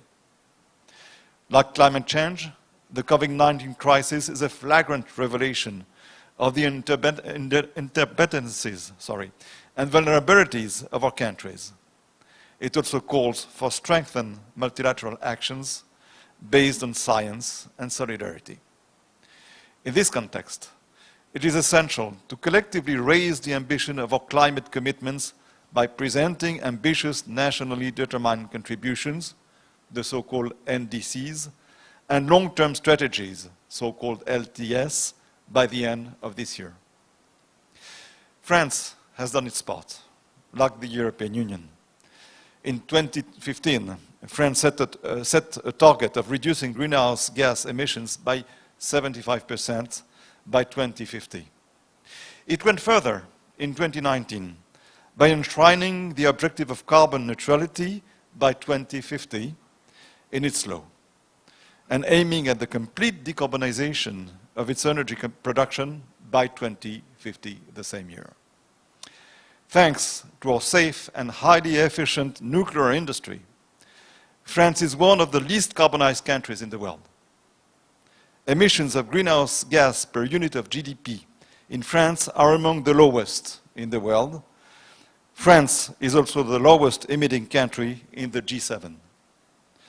The carbon footprint of French people is estimated at 6 tons per capita, a level much lower than the European average, which stands at nearly 9 tons per capita, tons of COD, and Europe being itself among the industrial countries one of the less emitting zone. The European Union, of course, as well has made the fight against climate change a priority. At COP21, the EU made unprecedented climate commitments by setting a target of reducing the greenhouse gas emissions by at least 40% by 2030 compared to 1990. The new European Commission has promised to go further, raising this target of 50 to 55. Fighting climate change is an opportunity for our economies. Green recovery policies, such as the French Recovery Plan, €1 billion, that was made public last week, or the Korean New Deal that we are discussing today as well.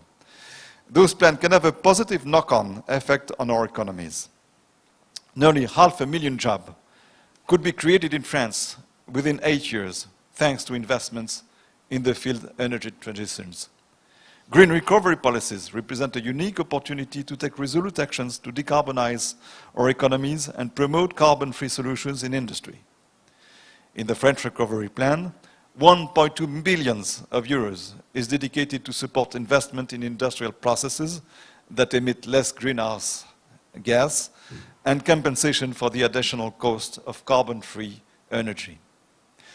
Coal, in particular, is an outdated energy. France itself will close its last 4 coal-fired plants by 2021. It supports Korea's decision to phase out coal for electricity generation. Fighting climate change also requires us to act globally. The definitive end to Korean financing of coal-fired plants abroad would send a very expected signal in favor of the global energy transition. Green recovery policies offers new avenues for cooperation. Our societies face common challenges. They would benefit from greater cooperation to develop effective long-term and sustainable solutions. I'm thinking, for instance, of renewable energies, of course, including hydrogen, solar, and wind energy, as well as nuclear energy, which can make a major contribution to the decarbonization of the world. I am also thinking of storage technologies and batteries development, whose development must go hand to hand with the development of intermittent energies. Let me conclude by saying that green recovery policies, if ambitious and well implemented, could be powerful instruments for a sustainable, positive, and profound transformation of our economies. It is our duty to do so. Thank you for your attention. Thank you very much, His Excellency Philippe Le Port.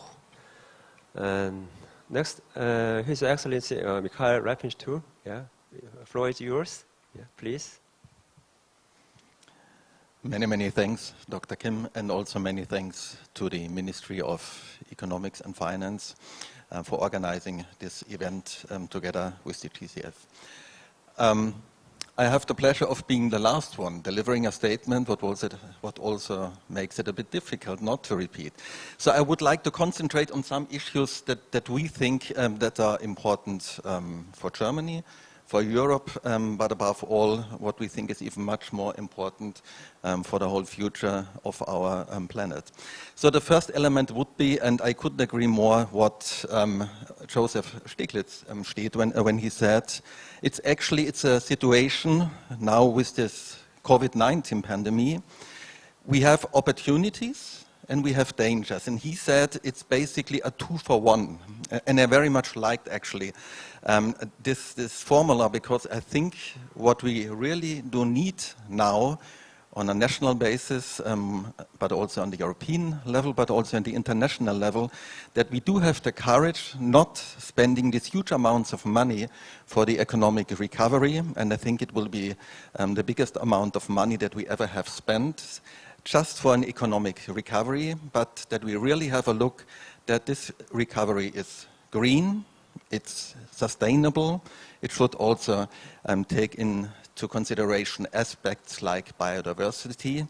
It should take aspects like clean air into it. That means it should be an approach that really makes us fit for the future.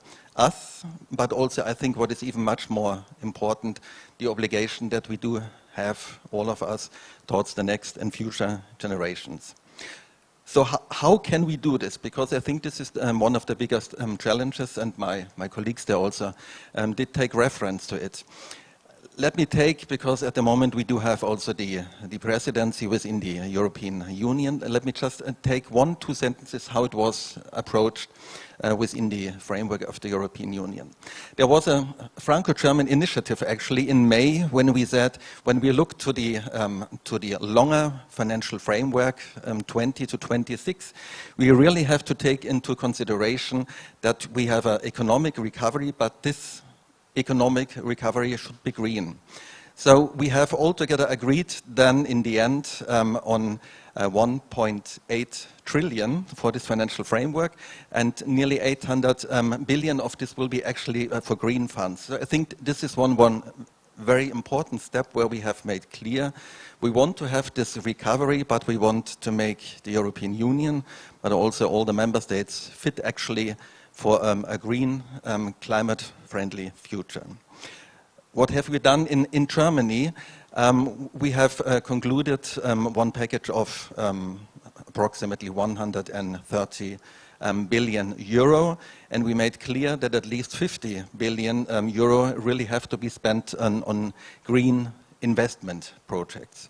But we didn't stop for this, but we took the philosophy, we want to invest actually in key sectors that contribute in the future to climate protection, environmental protection, and that really makes also a contribution to save our world in this regard from climate. So let me mention 3 possibilities how we think very specifically one can do it on a national basis. Much more electric mobility, I think, is one very important aspect for us. But then also, for example, I think for many of us, municipalities, cities, they are very important for environmental friendly behavior. So we want to strengthen their way, for example, that they have electric mobility, that they don't use any more carbon. But also, for example, energy efficiency with buildings. I think it's one, it was mentioned, I think by the representative of IRENA, is one very important aspect. We have to make our buildings much more energy efficient. So and these are measures that we are now taking, because I think one of the most important aspects is that we don't only appeal to make these kind of measures, but that we really start now taking them on a national basis, but also on a basis of the European Union, and even much more also on the level of the international community. Let me just mention one, to finish, one aspect what we think is very important in it. I mean, you know, Germany is trying to do this kind of double step with regard to our energy policy. We are getting out of nuclear energy, and we are trying to phasing out of coal. What is for a country like Germany, by the way, the same like for Korea, a huge challenge, because we both have industries that take huge amounts, chemical industries, for energy. So somehow we have to save this. We are trying to do both, and we are convinced, especially also in the field of coal, that we very vigorously want to diminish our dependency. So, and we also agreed that we will phase out by 38, finally, completely out of coal. So I think coal is one of the most difficult aspects if we are speaking about protection of environment, and we also think this is one of the steps that should be taken worldwide if possible. Many thanks. Thank you very much, His Excellency Reference 2. And next we will have Mr. Choi Man-yeon, head of BlackRock Korea. Please. Good afternoon. I would like to thank the Minister of Economy and Finance for inviting BlackRock to this conference. Mr. Choi Man-yeon, could you close the microphone, please? Can you hear me?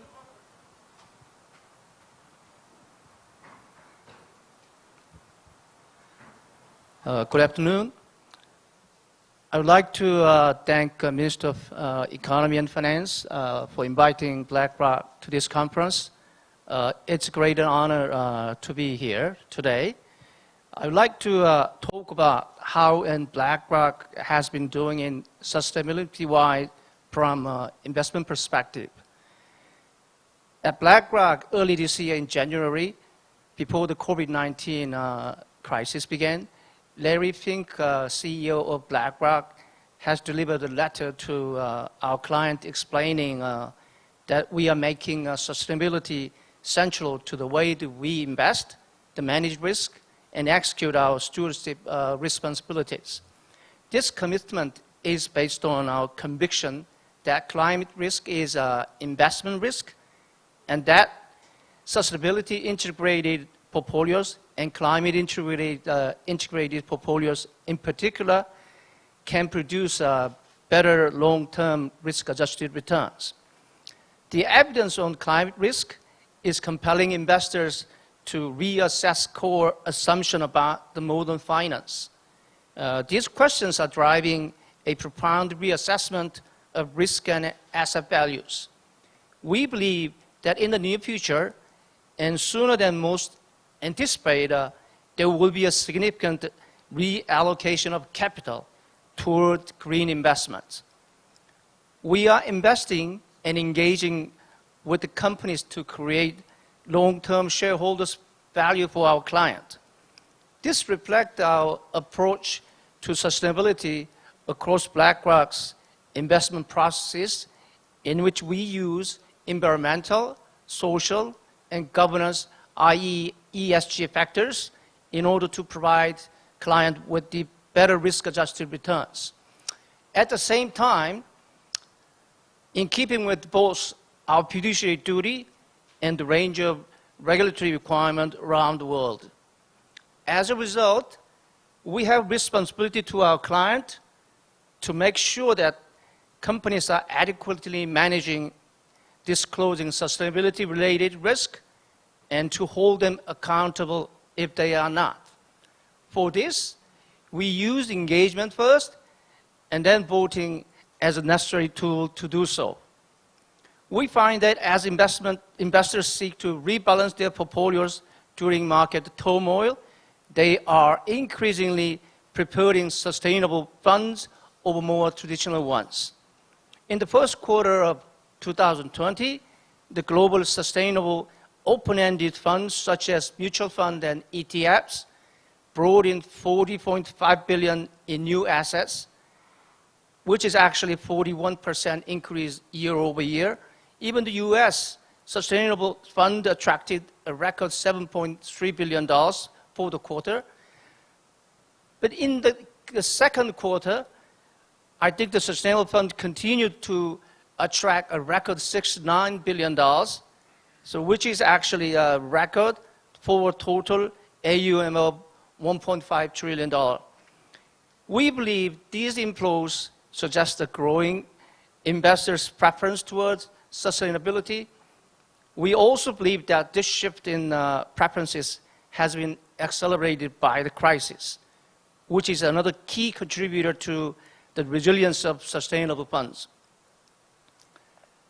Lastly, I'd like to mention a little bit about how much asset BlackRock manages. Actually, as you know, that BlackRock is the largest global asset manager. We're running $7.9 trillion. And especially in sustainable, the fund area, as of July 31st, BlackRock has 160 plus sustainable mutual funds and ETFs. And we actually want to make sustainable investing more accessible to all investors. Thank you. Thank you very much, Mr. Chairman. Okay, last but not least, I'd like to introduce Her Excellency Bulgantia Kurelbatar, Member of Parliament and former Deputy Minister of Finance of Mongolia. Please. Thank you so much. Thank you for hosting the event at such a timely time amidst the mid of COVID-19. Especially developing countries are forming policies to recover itself after the post-COVID-19, and especially at this time, green recovery is at the heart of each country. Mongolia is very vulnerable to the climate change. We have very long and cold winter, a comparatively short summer, and an extremely low percentage of precipitation. So we have a very unique climate. Yet at the same time, our economy is very reliant on the environment. About 1/3 of our GDP is derived from the mining sector, 1/3 from agriculture and animal husbandry, either aggressive towards the environment or very sensitive towards the environment. For that reason, the government of Mongolia puts great emphasis on green financing and also environmental protection. The Green Development Policy was adopted in 2014 and has become the pillar policy on green development. And the policy defines green development goals, objectives, and their implementation policy and strategy divided in medium and long-term targets up to 2030. And we have paid attention to and implemented activities aimed at supporting green financing, taxation, loan, and incentives system, and introduced the appropriate leverage system. This also includes amendment to the state procurement law to incentivize green procurement. State-subsidized mortgage programs have been channeled towards energy-efficient buildings. State credit guarantee funds now strongly support companies producing or importing green products, along with also our development partners like ADB UN and World Bank, we're implementing various projects towards green economy. We became the first country to join the United Nations Partnership for Action on Green Economy Initiative in 2013, and has been contributing towards the process of transitioning towards green economy, ensuring sustainable economic growth rate. However, further action is still needed, especially amidst the COVID-19 pandemic. Now, especially in developing countries, we may face trade-offs between economic development and green economy. We are derailing from our path of green economic development, especially for the fact that Mongolia has closed down its borders from mid-January of 2020 due to the COVID. We have managed to avoid community transmission of COVID-19 by taking the early actions, by limiting cross-border movements and goods and suspension of public gatherings, business activities. We rarely see people on the stage, so this is quite a sight for us. However, this has taken a very strong hit in the economy. We have implemented economic stimulus packages, including several measures to support households and businesses and the vulnerable groups. And amongst these, we're also, along with other developing countries, we're also increasing debt vulnerability. The last 3 years, Mongolia has implemented IMF package under which we have been significantly decreasing debt vulnerability. Debt swap or debt for climate swap is an avenue we're also exploring. This is especially for developing countries where we have to invest into green technologies and where we also have to invest into the social and economic activities is going to be very difficult, especially amid COVID-19 and recovery also after the COVID-19. Secondly, aligning policies finance with sustainable development is important. The state budget, especially in developing countries, still plays an important role. So Mongolia has started sustainable development goals sensitive budgeting, receiving technical assistance from UN and also ADB. This was rolled out into 2 ministries, also to the Ministry of Environment, and we're going to be rolling it out to 2 other ministries in 2021 as well. One of the most important thing is also we see is establishing a Mongolian Green Climate Fund. The request has been put forward to the Green Climate Fund. This can be a 3-party fund with the government of Mongolia, the Banking Association of Mongolia, and also the Green Climate Fund. This will allow, especially the banking sector, to channel funds towards the greener economy. Thirdly, we also need to improve public knowledge and understanding in this field is still very much needed in developing countries. Technical assistance and financial expertise is needed to policymakers and also practitioners to craft green economic stimulus measures, especially post COVID-19 time when the transition and the policies needs to be in place when the economy recovers. Thank you so much. Thank you very much. Thank you. I have many questions actually, but because of time limit, I'd like to ask one question for each panelist. Okay. First of all, I'd like to ask that question to His Excellency Simon Smith. How can the green recovery plans contribute to keep the momentum for COP26 and updated NDCs, please? I think if we look at the components of recovery plans which would be most useful to see shaping up in advance of COP26, they're going to contain commitments, they're going to contain timelines and deadlines. The more concrete, the better. So if you start off by agreeing that the commitment to achieve net zero by 2050 is a key commitment, it's a really important one, it's one which many countries have already very clearly signed up to. I think that's a starting point, and from that will lead, because if you are going to commit to net zero by 2050. There are a lot of other things you've got to do. So that will lead you on to other commitments. Setting a timeline, for example, a timeline for phasing out the use of coal and or other fossil fuels by a given date. A timeline for legislating to say we will not have cars using internal combustion engines on our roads by a certain date. And I think the third component will be to look even more carefully and make much more practical use of the systems that exist to encourage much clearer and more concrete disclosures on the character of investments in energy, on the character of investments which have an impact on climate change, whether negative or positive, and to support initiatives like the Task Force on Climate-Related Financial Disclosures, which encourages these practices and which supports greater clarity and greater understanding of where investment is going and what's it doing, and what it's doing. So the more concrete, the more specific timelines and deadlines, the better.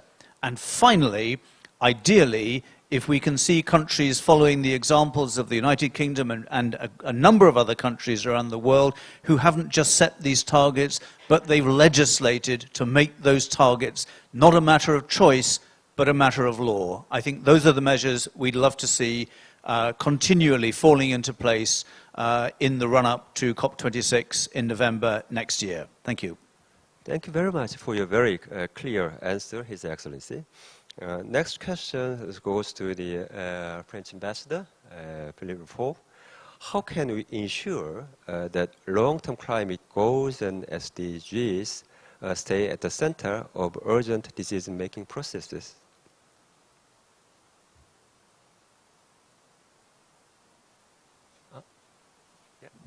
Yeah. Sorry.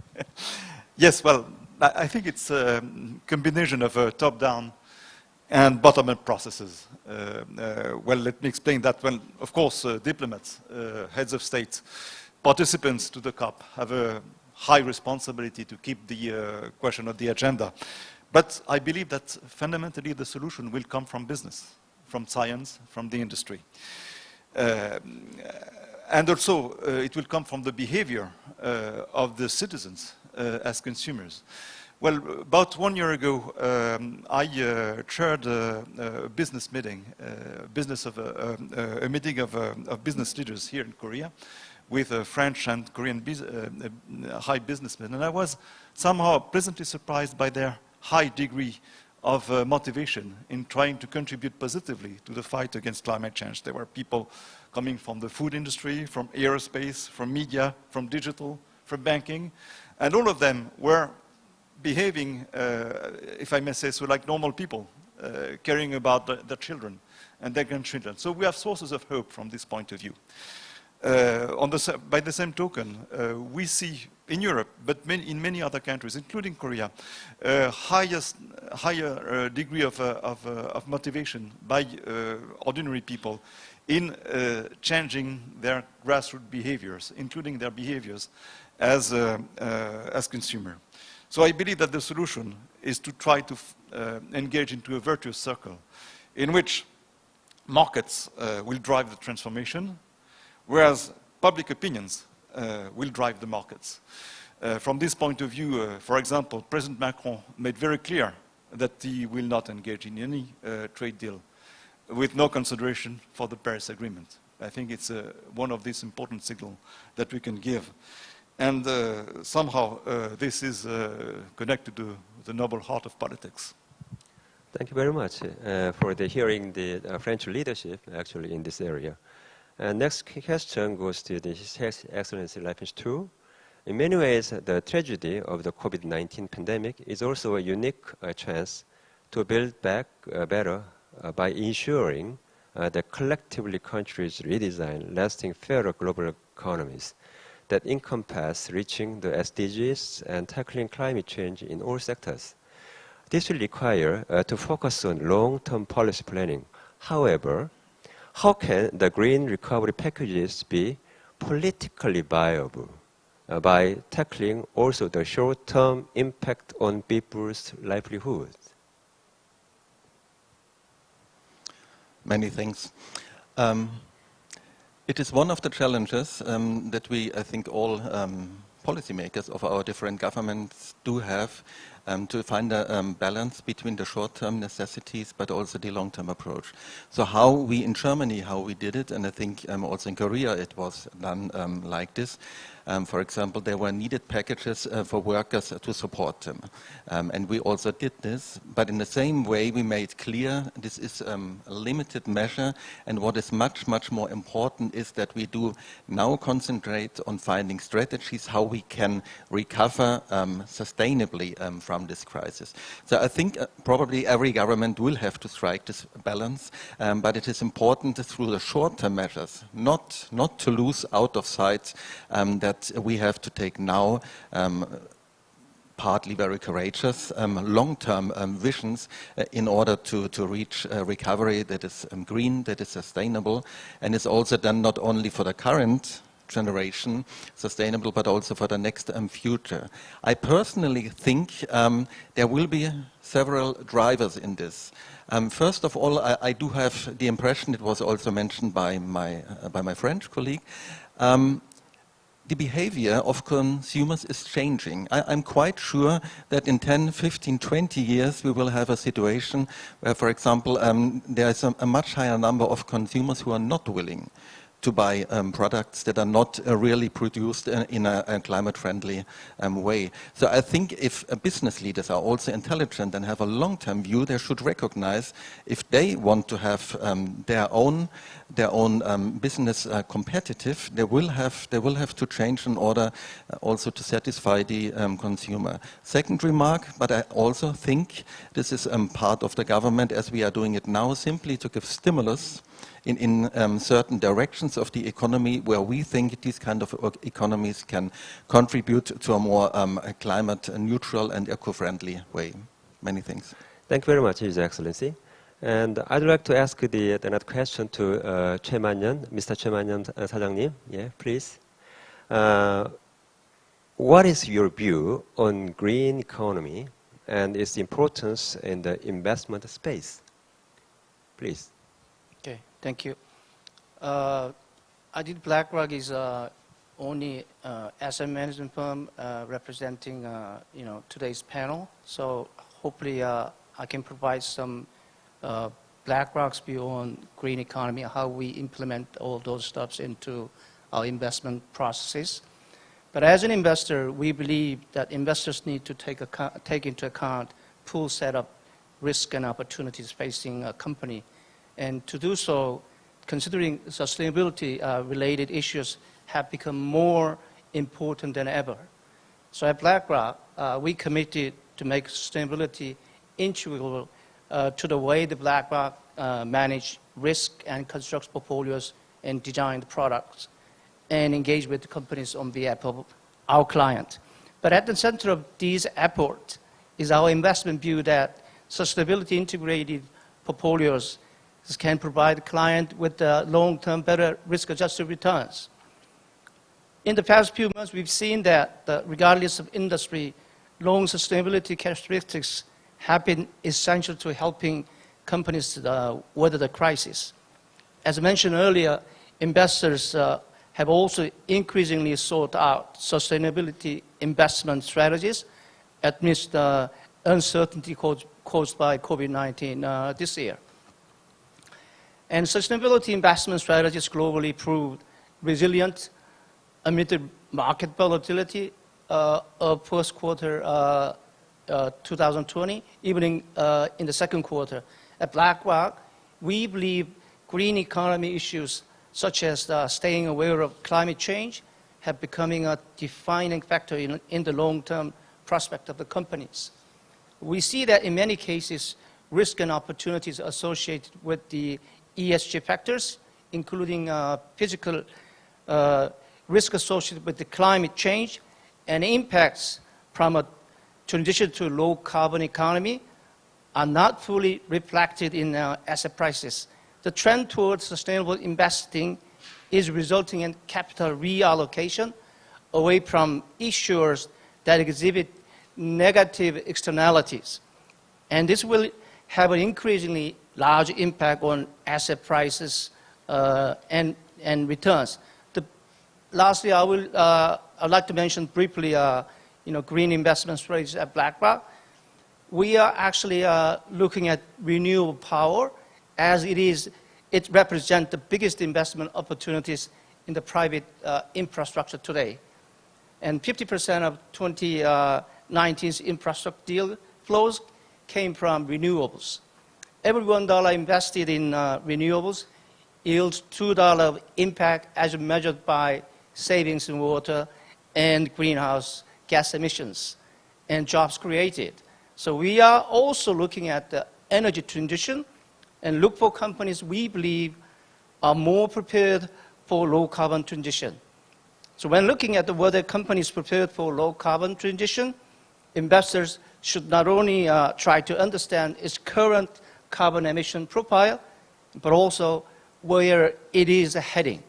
So BlackRock analysis showed that, other than energy sector, a broad range of industries such as materials, industrials, and utilities, consumer discretionaries have high exposure to the low carbon transition.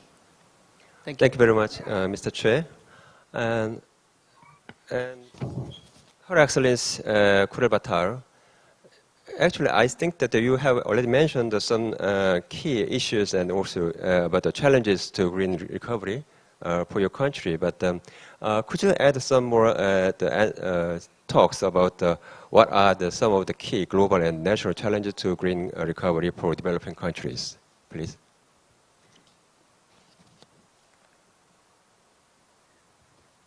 Yes, so the intention is definitely there, and I think each country of the developing countries has developed its green development policies. One of the most important things, number one, is also reaching out to the for financing. One of the things that I mentioned is establishing our own Mongolian Green Climate Fund.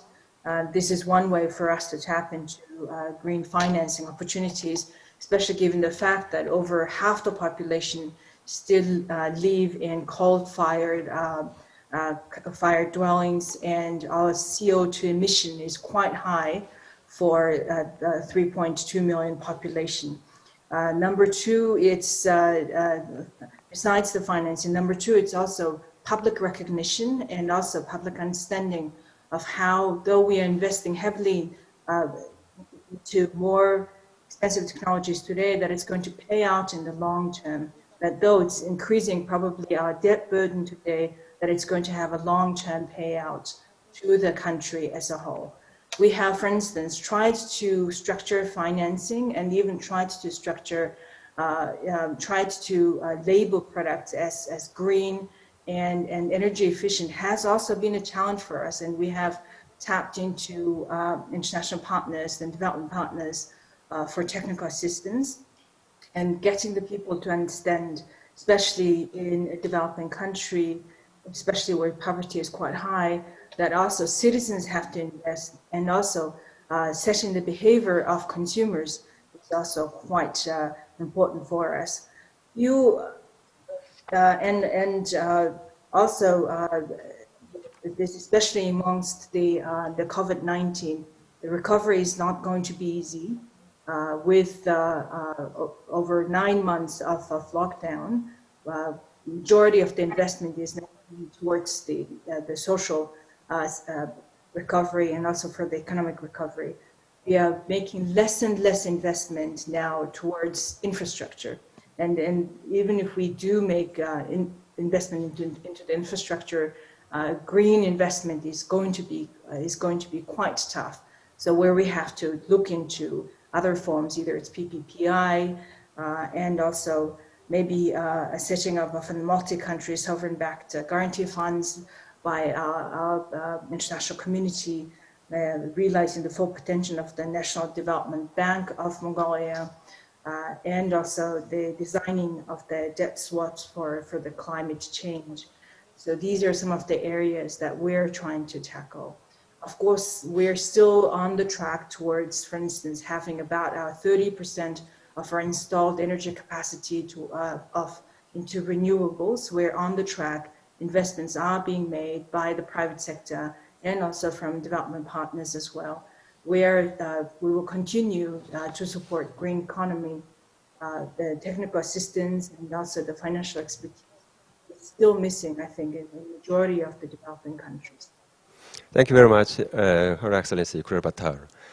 And finally, my question goes to the Ms. Press. You have two questions, but I choose just a smaller one, not a big one. Are there other areas that are less common in the green recovery stimulus at this point, but could create more jobs in the long term? Thank you very much. And we have looked very closely at what the areas are, and certainly renewable energy projects are most labor-intensive ones. But obviously, energy efficiency is another area, and infrastructure, just the buildings and the infrastructure is very labor-intensive as well. I think it's important to. I just want to reflect on one angle, which perhaps did not come in our interventions until now. We have 162 members at IRENA, and we are watching closely the impact of COVID on all of them. And they're very different drivers they're very different impacts, and they're very different drivers in the context of recovery. So we also need to think about those countries that, for instance, lack energy access, where the decentralized deployment of renewable energy can help not only access to energy, but also support the health system, which is absolutely necessary at this point in time, access to water, access to information technology in other areas. So I think it's really important to have this holistic view to energy to recovery, so that the energy angle is fitted to the needs of each of the countries and meets multiple long-term objectives. Thank you very much. Thank you very much, Ms. Press. Oh, yes, I'm afraid we will have to end this discussion here. I'd like to thank all the speakers and panelists for sharing their ideas and also sharing times. Thank you very much. 감사합니다. Thank you very much. Thank you once again all for the enthusiastic discussions and great information.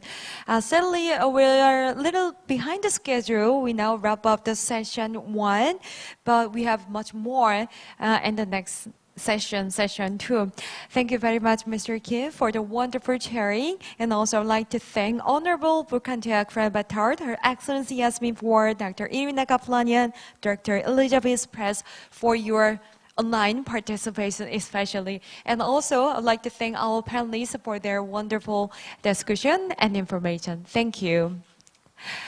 Well, ladies and gentlemen, since we're a little behind the schedule, we're going to prepare for the session 2. It will take about 1 or 2 minutes for the setup. So don't go away, stay tuned. I'll see you soon in a few minutes. Thank you.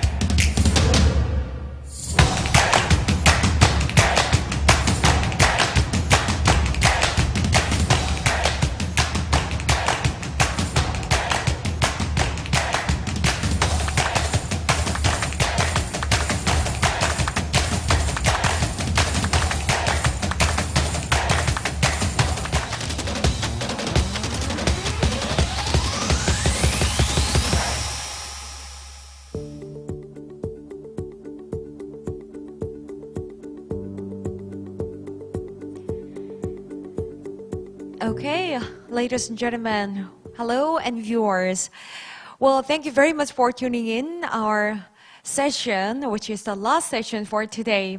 Well, instead of hosting a traditional large-scale event, we are broadcasting the whole event live over the internet as a social distancing measure to prevent the spread of COVID-19. Once again, thank you for taking your time to be with us over the internet. And this session, session 2 of the forum's last session, will be a mix of online and offline conferences focusing on presentation and discussions about Korea's Green New Deal policy and future directions from global and Korean experts and representatives from relevant organizations. I thank you in advance for all your participation, and I look forward to the meaningful outcomes. Before I hand over the microphone to our moderator, I would like to introduce you to our speakers and panelists for session 2. So when I call each and every one of our panelists, please welcome. So first, Mr. Ho Chang, Deputy Minister for International Economic Affairs, Ministry of Economy and Finance, Republic of Korea. Thank you very much for joining us. And Professor Jung Tae-yong, also with us at Yonsei University. Thank you. Also, His Excellency Aina Jensen, Danish Ambassador to Korea. Thank you very much for your time. And Professor Hong Jong-ho at Seoul National University. Thank you. Thank you very much. And Mr. Christophe Besset, a Minister Counselor, Head of the Trade and Economy Section and the Delegation of the EU to Korea. Thank you for your time. It's my pleasure to introduce His Excellency Yoo Yeon-chul, Deputy Minister and Ambassador for Climate Change, Ministry of Foreign Affairs, Republic of Korea. Thank you. Mr. Park Jae-shin, a Board Director of Korea International Cooperation Agency. Thank you for your time. It's my pleasure to introduce Professor Oh Hyung-na of Kyunghee University. Thank you. And last but not least, our moderator, Ms. Kim Hyo-eun, Deputy Director General of the Global Green Growth Institute. Thank you once again for your time. Now, Ms. Kim will take over the floor for the session 2. Please. Thank you very much. My name is Hyun-jani Kim, Deputy Director General of the Global Green Growth Institute, as introduced by our MC. I'm very pleased to moderate this session. Just for your information, Global Green Growth Institute is an intergovernmental organization to support developing countries and emerging economies to make low-carbon green economy transition. At session 1, we discussed about global trend of green recovery policies in addressing COVID-19 challenges and exchanged actions and efforts by developing countries and global organizations. At this session 2, we will now focus on Korea's Green New Deal, which is aiming at accelerating the transition of its economy towards a low-carbon green economy. In this session, we have 2 speakers, and then we have 6 panelists. So, first of all, I would like to invite Deputy Minister Ho Chang from the Ministry of Finance and Economy for sharing key messages and goals of Korean Green New Deal. Deputy Minister, you have 15 minutes. Thank you very much. Good afternoon. My name is Chang Ho. It's a great pleasure to meet you, even though only virtually due to the current pandemic.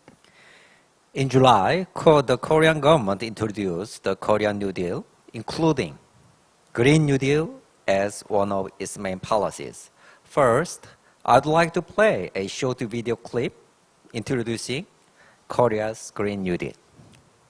Okay.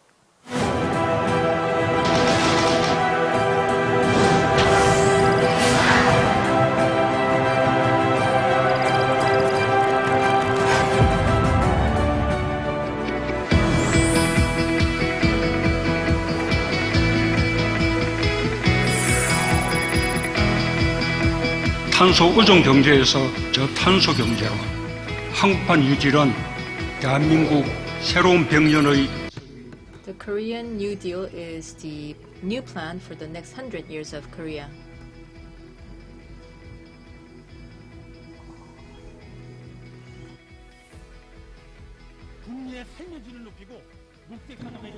To improve the quality of life and support the green ecosystem, and also to foster green industries. To invest 23 trillion won by 2025 to create 660,000 new jobs.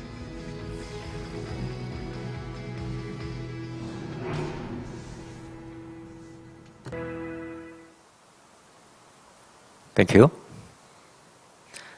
My presentation will be in the following order. First, the background and the overview of the Korean New Deal, and then focus on Green New Deal.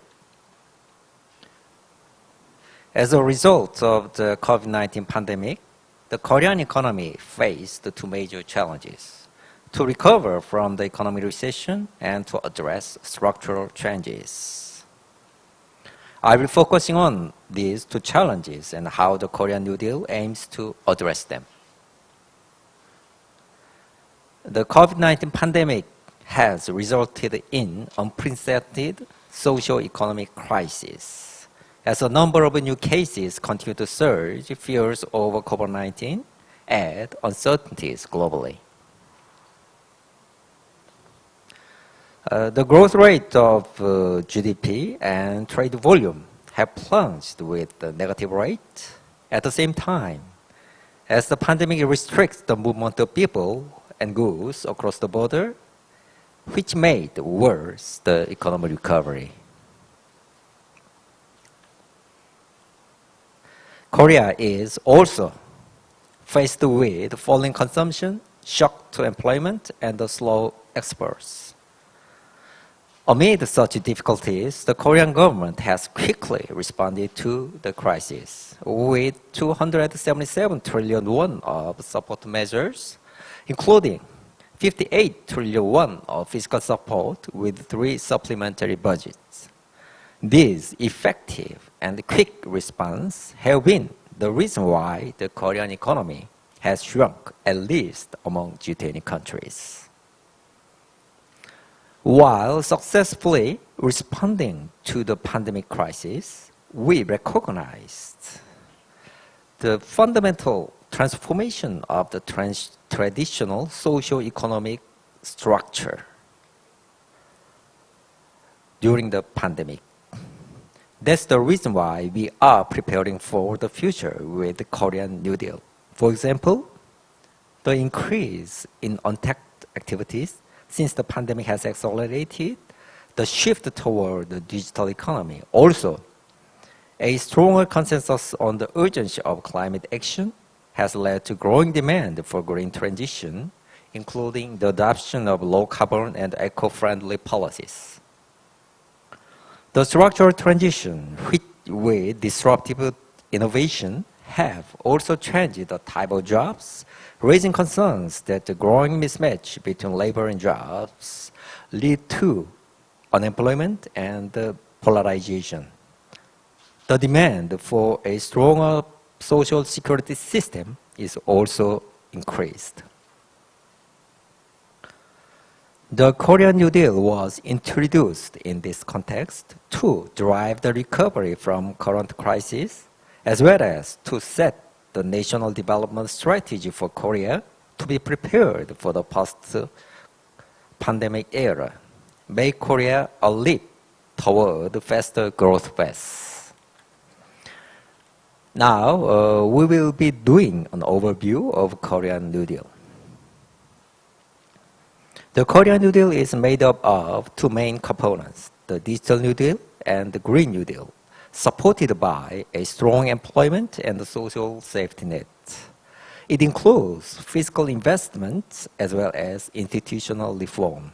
In addition, government investment will work as priming water to crowd in private investment and stimulate swift transformation of the socio-economic system. The Korean New Deal is mainly made up of 9 focus areas. The Digital New Deal includes 4 focus areas, including stronger integration of data network and AI throughout the economy, digitalization of education infrastructure, fostering the tech industry, and digitalization of social of the capital more smarter. The Green New Deal includes 3 focus areas, including green transition of infrastructures, low carbon and decentralized energy system, and innovation in the green industry. Lastly, the overarching theme for stronger safety net is composed of 2 focus areas, employment and the safety net, and investment in human resources to adapt the changing situation. In terms of investment, 160 trillion won will be invested over 5 years until 2025. This includes 114 trillion won from the Treasury, 25 trillion from local finances, from local governments, and 20 trillion won from the private sector.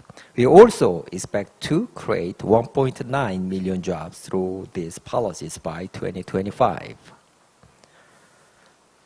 For the Green New Deal, 73 trillion won will be invested by 2025 to enhance the quality of life for people and to support the ecosystem of green industries.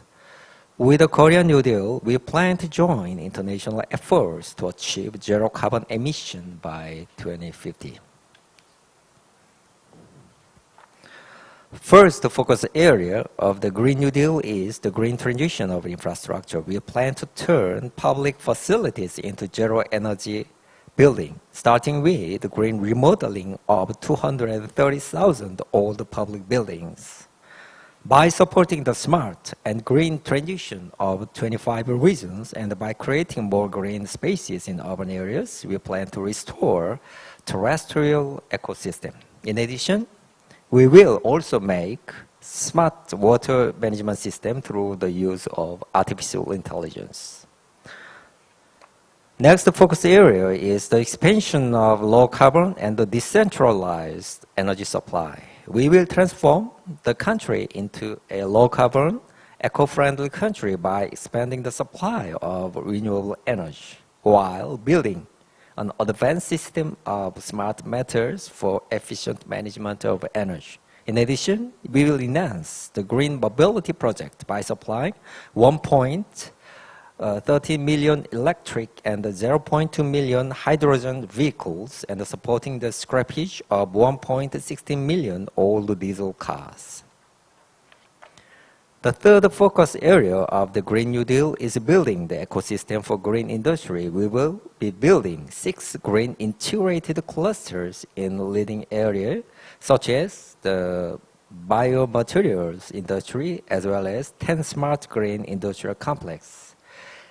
At the same time, 100 smart ecological plants and 1,750 clean factories will also be established. In support of such innovation, the green industry, the R&D of green technology, and the provision of adventurous capital will be promoted. Finally, how we implement Korean New Deal. Above all, we have established an overarching strategy meeting chaired by President himself, which makes key decisions on Korean New Deal. And we will also make sure that the implementation of the Korean New Deal is supported politically through close cooperation between the government and the Democratic Party, utilizing the ministerial meeting of government and the K-New Deal committee within Democratic Party. Thank you very much for your attention. Thank you very much, Deputy Minister Ho, for sharing very informative and insightful presentation. I think it is very timely that Korea launched a Green New Deal, particularly under the challenge of COVID-19. And because Korea has the high technology about information and communications technology, therefore, this Green New Deal and Digital New Deal can produce great synergy to boost Korea's economy. Next, I would like to invite Professor Chung Tae-yong for sharing his suggestions and observations about Korean Green New Deal. So Professor Chung, you have the floor. Madam Chair.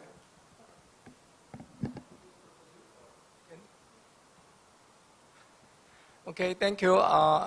First of all, it's my great honor and pleasure to be to join this timely and important occasion. And my presentation is about the something about the Korean Green New Deal. Basically, as Deputy Minister Mr. He mentioned and made a presentation in detail about the Korean Green New Deal. So my presentation more focused on my personal observation and including some other countries' similar programs. So let me, first of all, as I said, briefly summarizing some Green New Deal program. There are some commons and some differences, so I'll quickly touch upon that one. And then, my personal suggestions or my observations, that's the second part.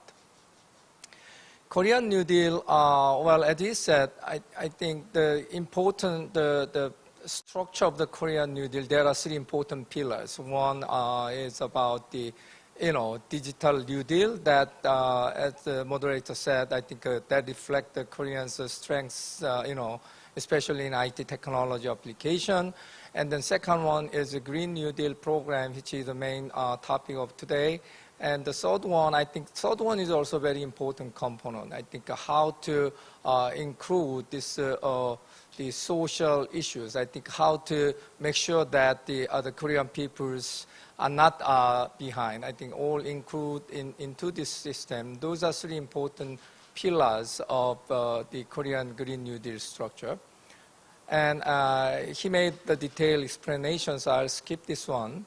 And the U.S. climate policy, actually, the current Trump administration, they don't really highlight the importance of, the climate or green-related things. But one observation is that now the Democratic, the candidate for the president of the U.S. next time, the Joe Biden, he made very interesting the comment. I think one of his program is make the climate change as one of the important core U.S. national security agenda. I think it tells us a lot. I think I don't have to explain the details, but as a candidate, he had very detailed climate-related policy, including net zero target by 2050, which is very much ambitious one in case of U.S. And the Chinese case, very interesting. The observation is also China think that now the environmental protection make the economic the development, economic growth, and Chinese has very much detailed program like us. But one important thing is the China. When they designed the Chinese version of green growth, they said the strengthening the international cooperation. I think that makes a lot of sense to me. And I think they have detailed the program, and I'll skip that one. And the European Green New Deal, obviously, in our panels, there are two members, so I don't think it's a good idea to talk about this one. They are the experts, so I'll skip this one. But the important point that I want to make for the European version, I think that they have a little bit longer green transformation idea, I think, which is something important for Korea to think about, to learn. I think this long-term vision is very much important, but the European Union, they made very much details in their plans. So I hope to listen to our panelists on this issue. Okay, so that's the quick summary of what's going on in other countries. And my suggestion for the Korean New Deal, or something maybe to think about in the future, because the Korean New Deal program has just launched a couple of months ago. So still you are in the process of making the plan more in details. So from that the point of view, my first observation is this. I think so far, Korean Green New Deal program put too much weight on the New Deal part.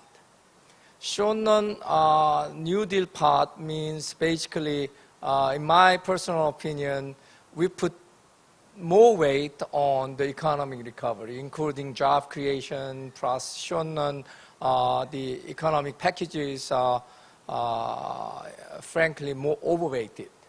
And the long run green transformation is relatively light. So how to make the balance between these two different objectives, I think that's something that we have to continue to think about.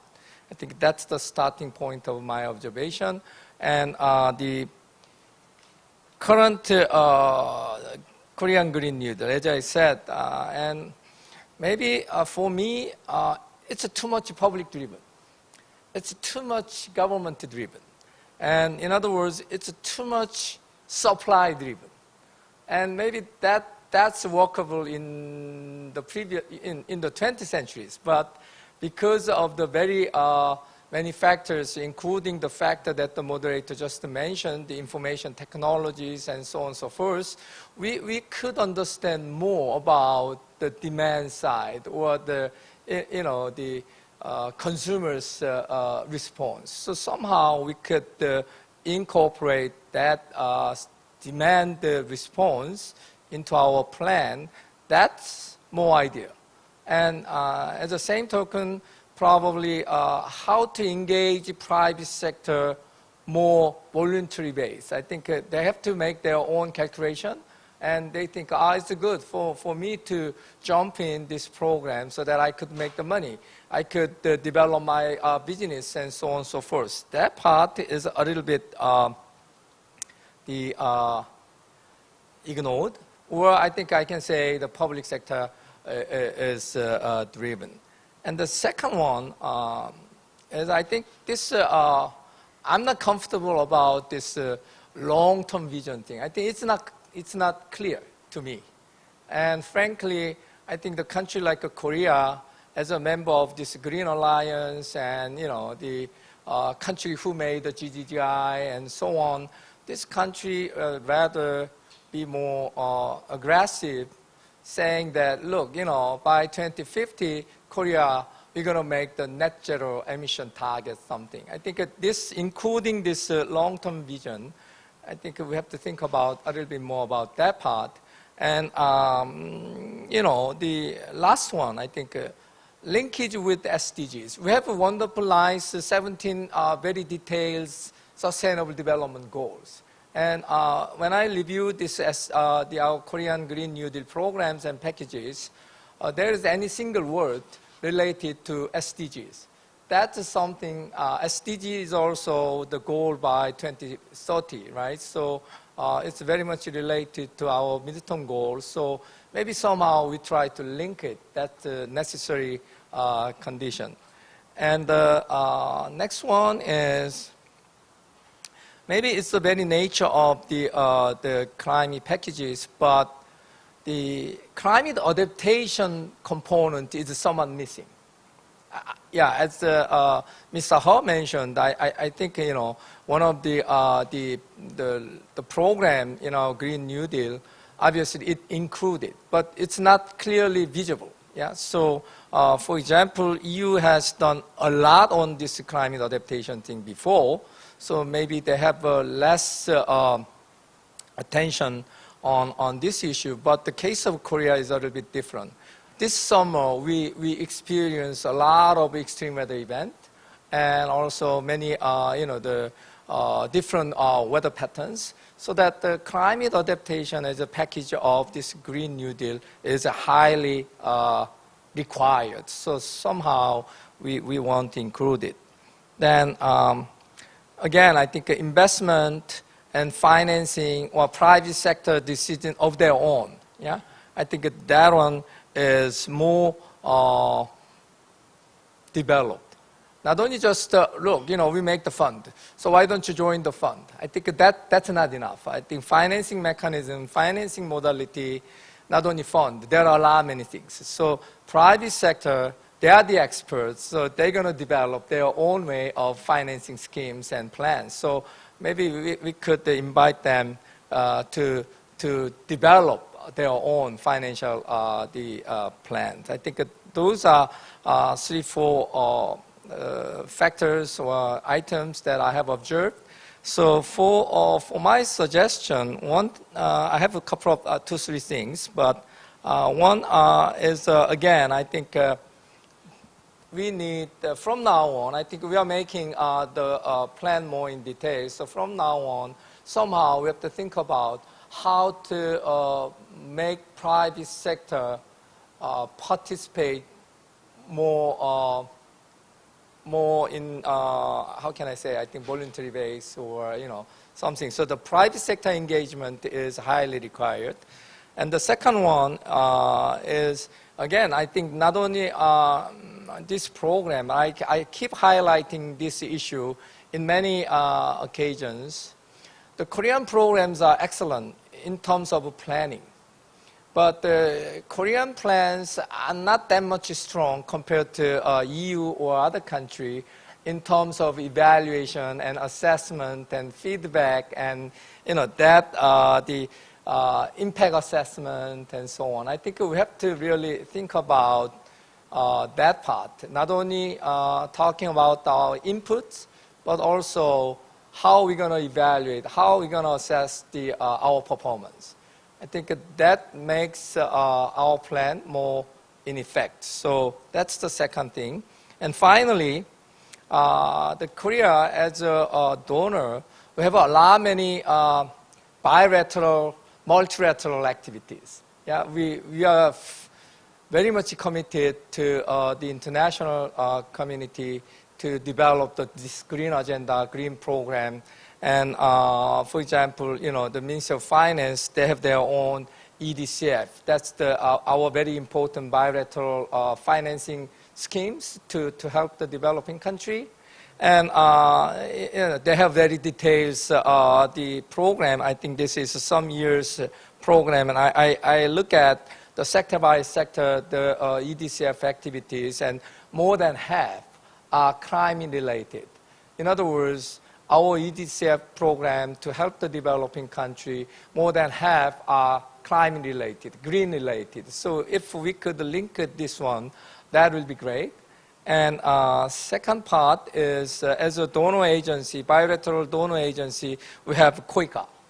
And KOICA also, they have a lot many their own programs. And I don't have to explain in detail because as a panel member, I think the KOICA senior officer is here. So the KOICA program also, 16-17% of KOICA, the program is directly related to climate change. And if I include some other sectors, it's more.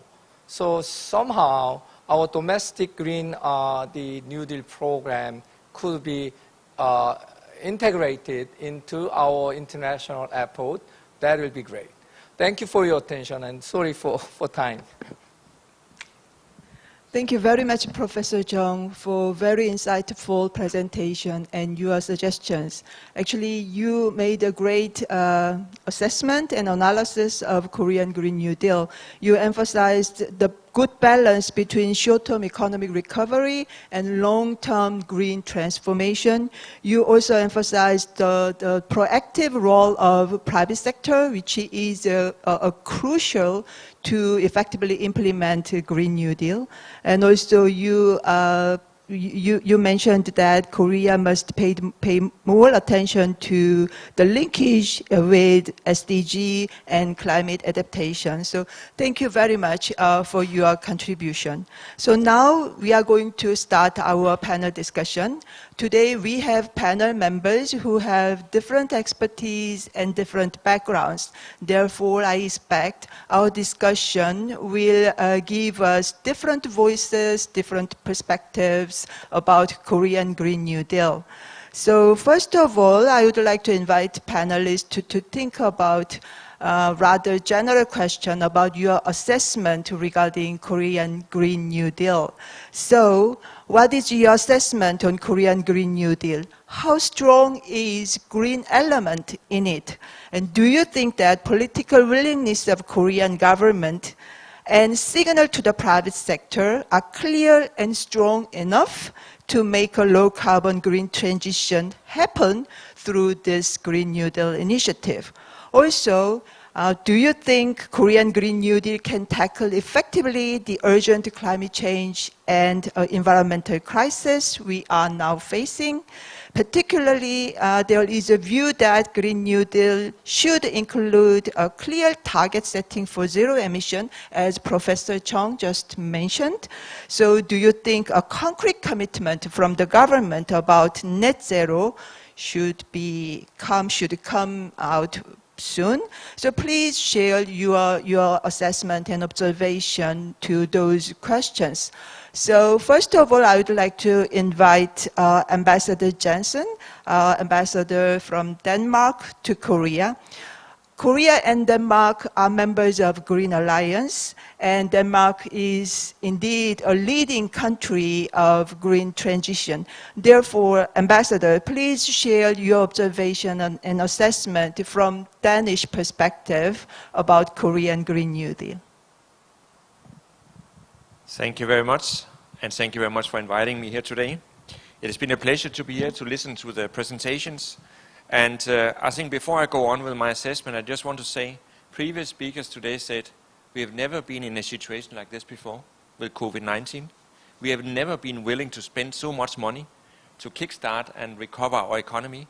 So we have a responsibility to spend it wisely. If we spend it on old, outphased technology and industry, we will lose the jobs anyway. If we spend it on something green, the future, we invest in the future, and we will have something to gain in the future. We will create jobs that will be there also in many years to come. We have learned that very much in Denmark. We took that green avenue many years ago, opted out of nuclear and have focused a lot on renewable. Today, 70% of our electricity comes from renewable, and we have created lots of jobs in these sectors. 7% of the industrial jobs are related to the green sector, nearly 15% of our export. And I must say, my first assessment of your plan here is, this plan could make Korea step forward and become a green export hub of Asia, if you really dig into it. I think you're up for it, but now to my assessment. First of all, I think it's a very timely Green New Deal. You are on time, you are spot on. As a professor said before, is it green enough? We can look into the elements, and our friend from Bloomberg this morning said, the future is about reducing energy demand, energy efficiency. The future is about increasing electrification with green energy. And the last one is, of course, clean molecules for like hydrogen. If we look into your plan here, you definitely have an element on solar and wind, the renewable energy part. That is good. You definitely have something on energy efficiency in housing, industry, and so on. That is good. And you are strong on hydrogen. Unfortunately, we can say now, the hydrogen you are producing is still based on fossil fuels production. So that is negative.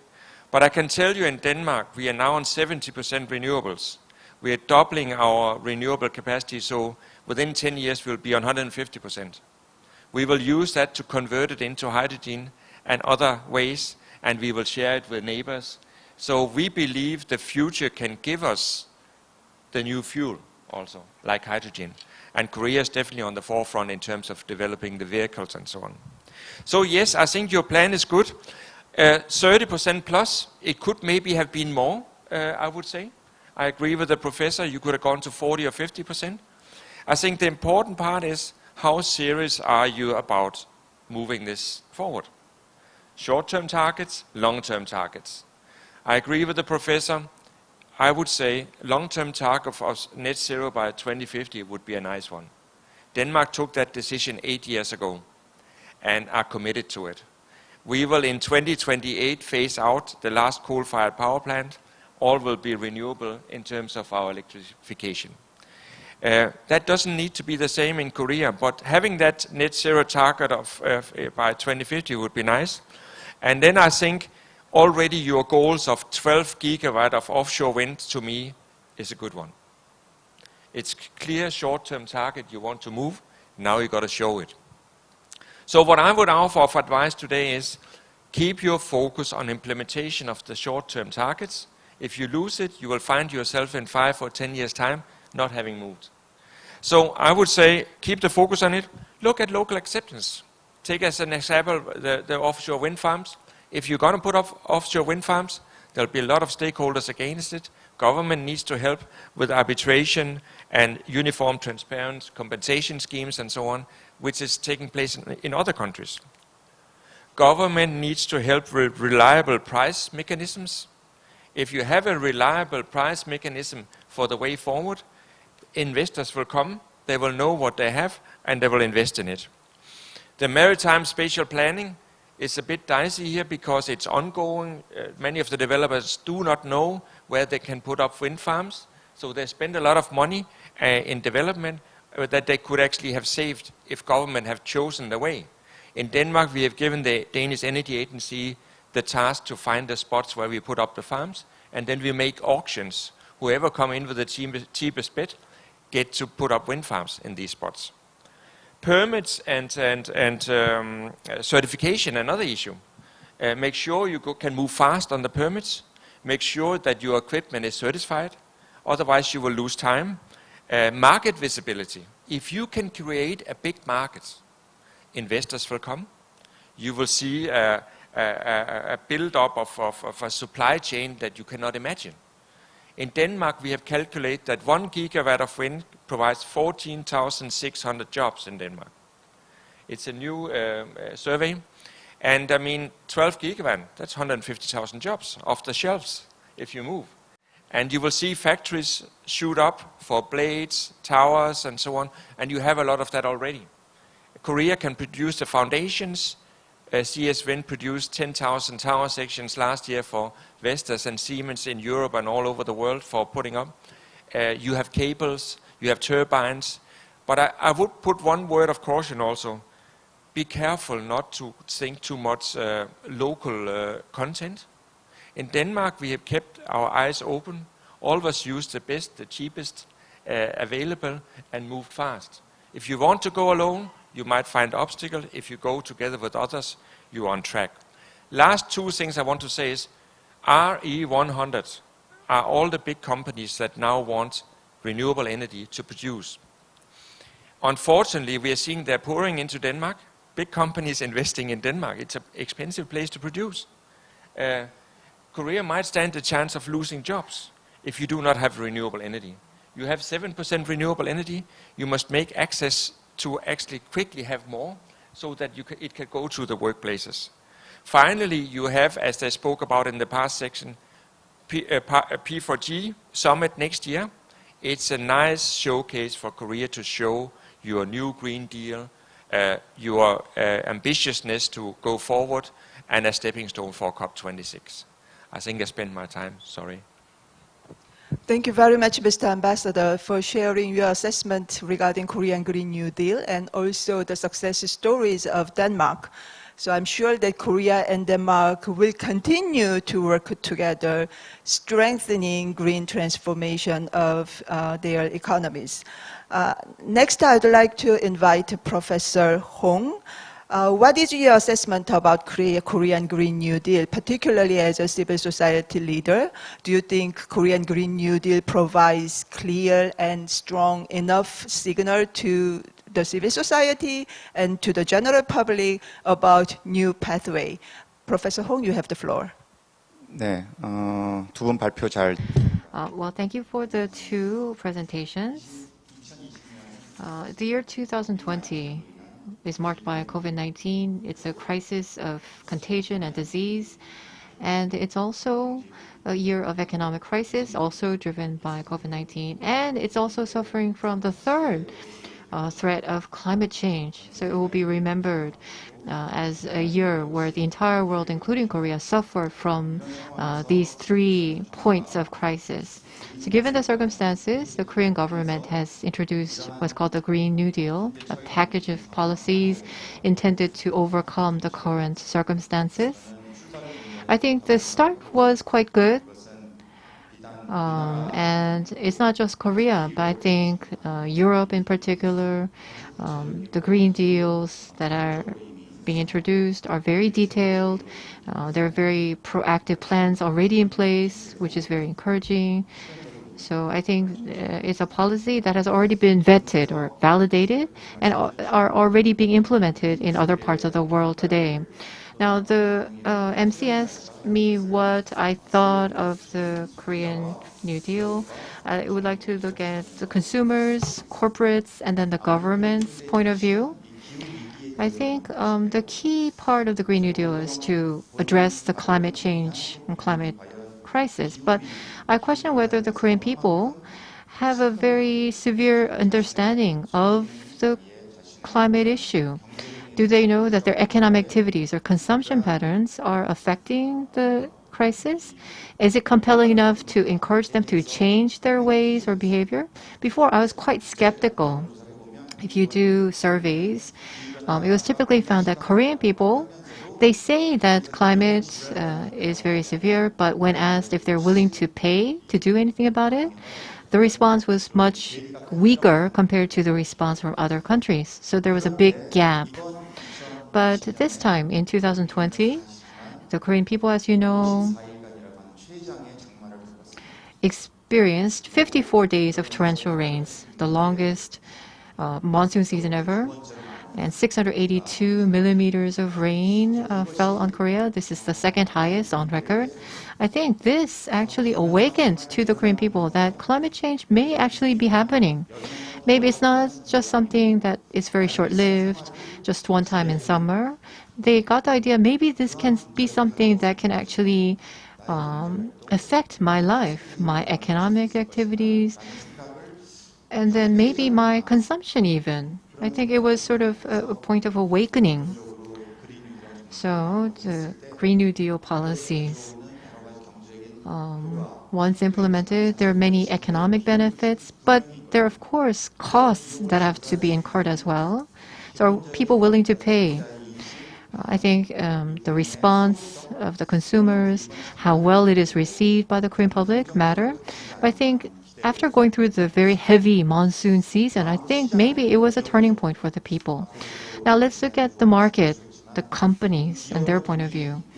Companies, well, in the past, regarding climate change or the environment, they may have addressed it as part of their social, corporate responsibilities, or maybe as part of marketing. But now, R is 100.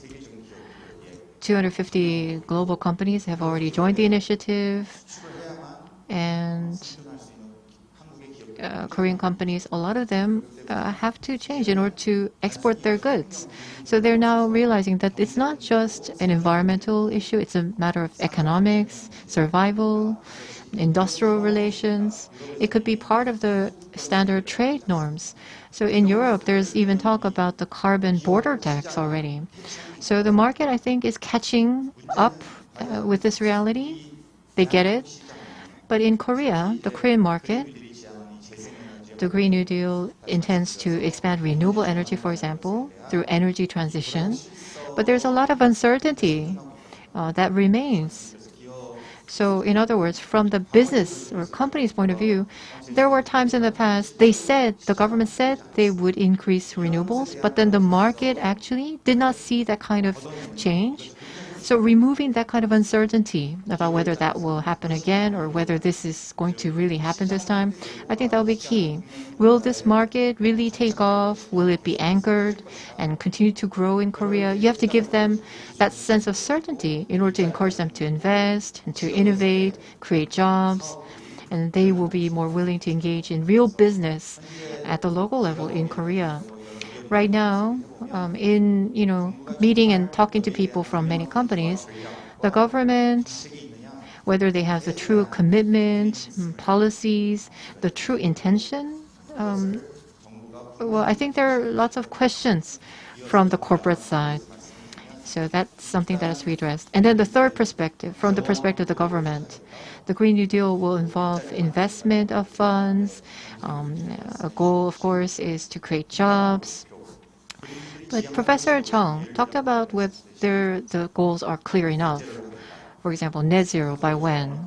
How much of a carbon reduction is the goal? Or how much will renewables be expanded to?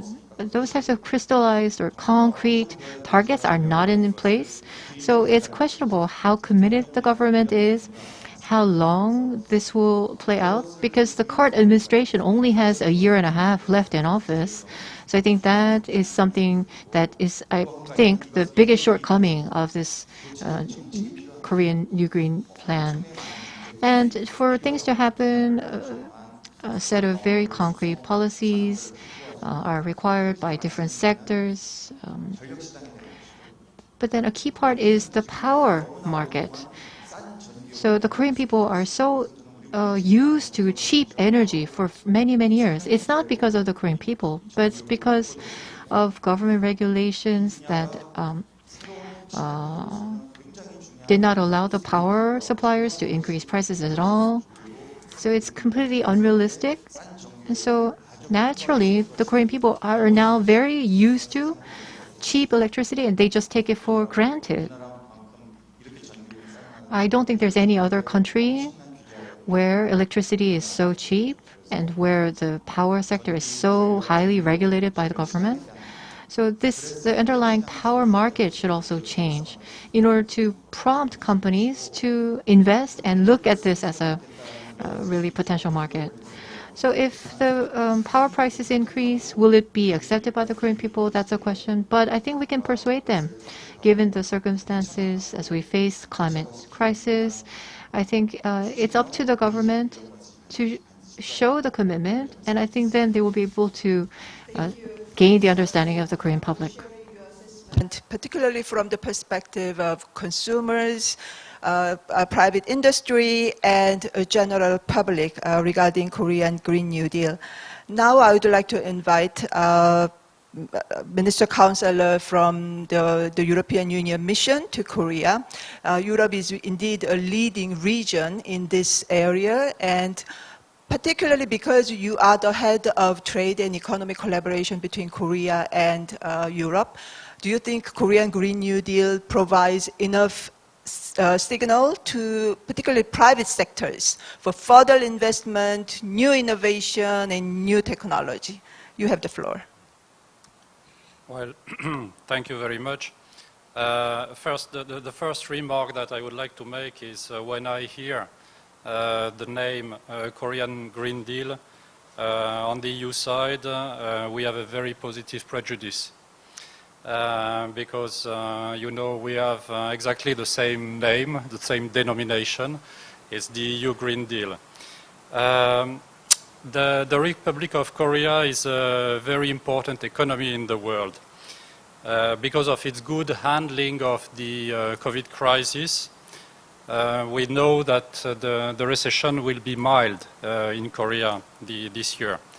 And I think there was a publication by the OECD of figures showing that Korea will probably leapfrog big countries like Russia, Canada, or Brazil to become the 9th economy in the world this year, in 2020.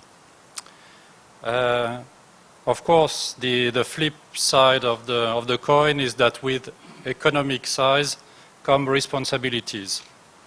And therefore, the EU welcomes very much the Korean New Deal announcement. But, of course, this grand master plans needs to translate into deeds. And therefore, I trust very much that the dedication of the Korean people to achieve a target will play out, in fact. I'm really persuaded that if there is the political will, then the Korean people can achieve this goal. I see this, there is a very good signal that, for instance, Korea is willing to host the P4G summit. This is a very strong signal that goes into this direction. This being said, of course, Korea has a long way to go. Renewables, the share of renewables in this country is just 2% of the energy mix. Actually, if you exclude the waste energy, which is very often counted in the statistics. But what we call the pure renewables, it's only 2% here.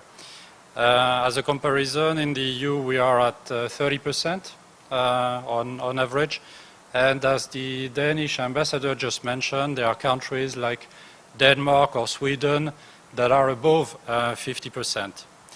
Then in Korea, I'm sorry to mention that there are 60 coal-fired power plants that are still in activity.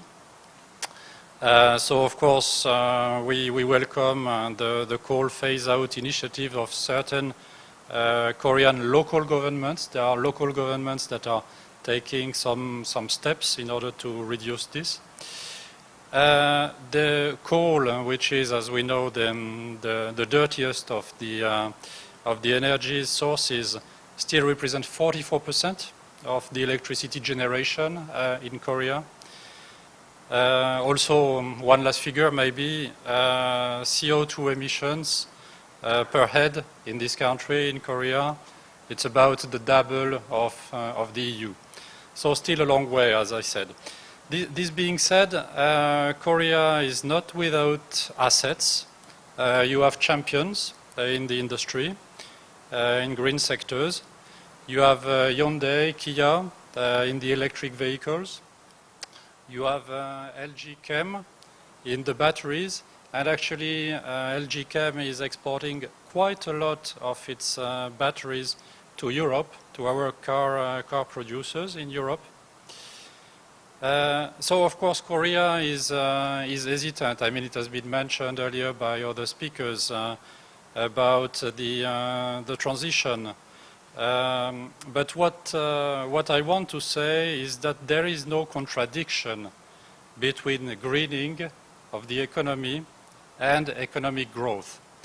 Let me just give you one example based on the EU experience. So between 1990 and 2019, so over 30 years, the EU GDP grew by 60%. At the same time, the CO2 emissions decreased by 23%. So all this to say that there can be a decoupling. The decoupling is possible.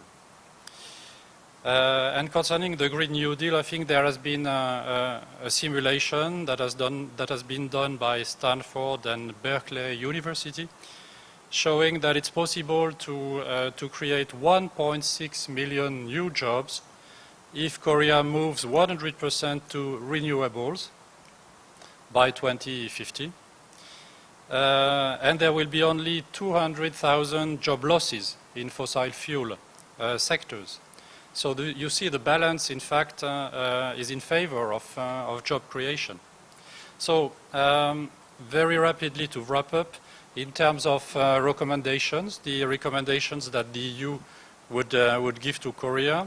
So what we would love to see really in Korea is a climate act, so some legislation to enact the Korean New Deal. A target, it has been mentioned by earlier speakers, a clear target of carbon neutrality as we have in the EU by 2050. A clear timeline also, that would be extremely useful, a clear timeline to achieve this with intermediary steps like 2030, 2040. And finally, stop the coal financing all over the world. I think this is also a very important aspect. Thank you very much.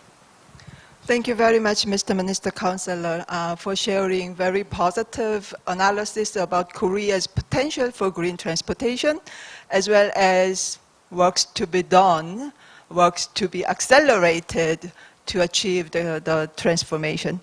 Now I would like to invite Ambassador Yu, Climate Change Ambassador from the Ministry of Foreign Affairs. Ambassador Yu, Korea actually has a lot of stars in green areas. Korea is hosting Global Green Growth Institute, Green Climate Fund, IPCC Chair, and also former UN Secretary General, Mr. Ban Ki-moon, is indeed the father of Paris Agreement of UNFCCC and also UN SDGs. Therefore, from your perspective, do you think Korea's Green New Deal is another example to demonstrate Korea's leadership in this area? You have the floor. Thank you for having me. As you mentioned, I feel more responsibilities for addressing climate change and achieving the Sustainable Development Goals. And previous speakers and the panelists made very informative, insightful messages, and I can share the most of them, and particularly Professor Chung and Professor Hong rightly pointed out that the current Korean New Deal has unclear long-term vision. I can share that view, but with regard to this comment, I'd like to say that the current Korean New Deal is an evolving one, not a final one. I mean, we are supposed to submit the 2050 LEDS, the long-term, the low emissions development strategies, to the United Nations until the end of this year. This means we have still a time to discuss this issue, and we place higher value on the procedural matters. This, in other words, we would like to take the bottom-up approach for this, because the net zero emission goals needs a fundamental change of society. That is why we are taking a bottom-up approach with no one left behind. And we have the plan to host the social hearings in the near future, and after that we will finalize that. This represents, we uphold the democratic values and the process. And another thing I'd like to add is that one of the current Korean New Deal, one of the aims of the Korean New Deal is to accelerate the transition towards a low carbon and green economy. What I want to emphasize here is that we had better make such a transition fair and just. We need to look for a fair and just mechanism under the Korean Green New Deal. So we have to pay particular attention to those such as carbon-intensive laborers who are in danger of losing competitiveness and losing the job. So making such a fair and the just transition is extremely important, and that will stimulate our society for better and greener future. Thank you so much. Thank you, Mr. Ambassador. Now I'd like to invite Vice President Park from KOICA. As Professor Chung mentioned, actually Korean Green New Deal must have a strong linkage with Korea's development cooperation, because Korea is playing the role of leading country with developing countries. So from KOICA's perspective, what is your assessment about Korean Green New Deal? Also, how is KOICA mainstreaming green element, climate action in your projects and programs? You have the floor. Thank you, moderator, and thank you for having me in this timely and well-organized international conference.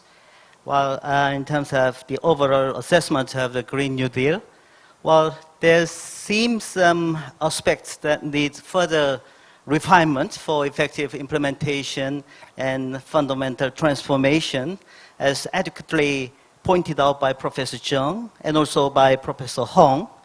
But as a Development Cooperation Agency of Korea, KOICA is accepting the Green New Deal and is making efforts to spread out the Korean New Deal policy and Green New Deal as well to the developing countries through development cooperation.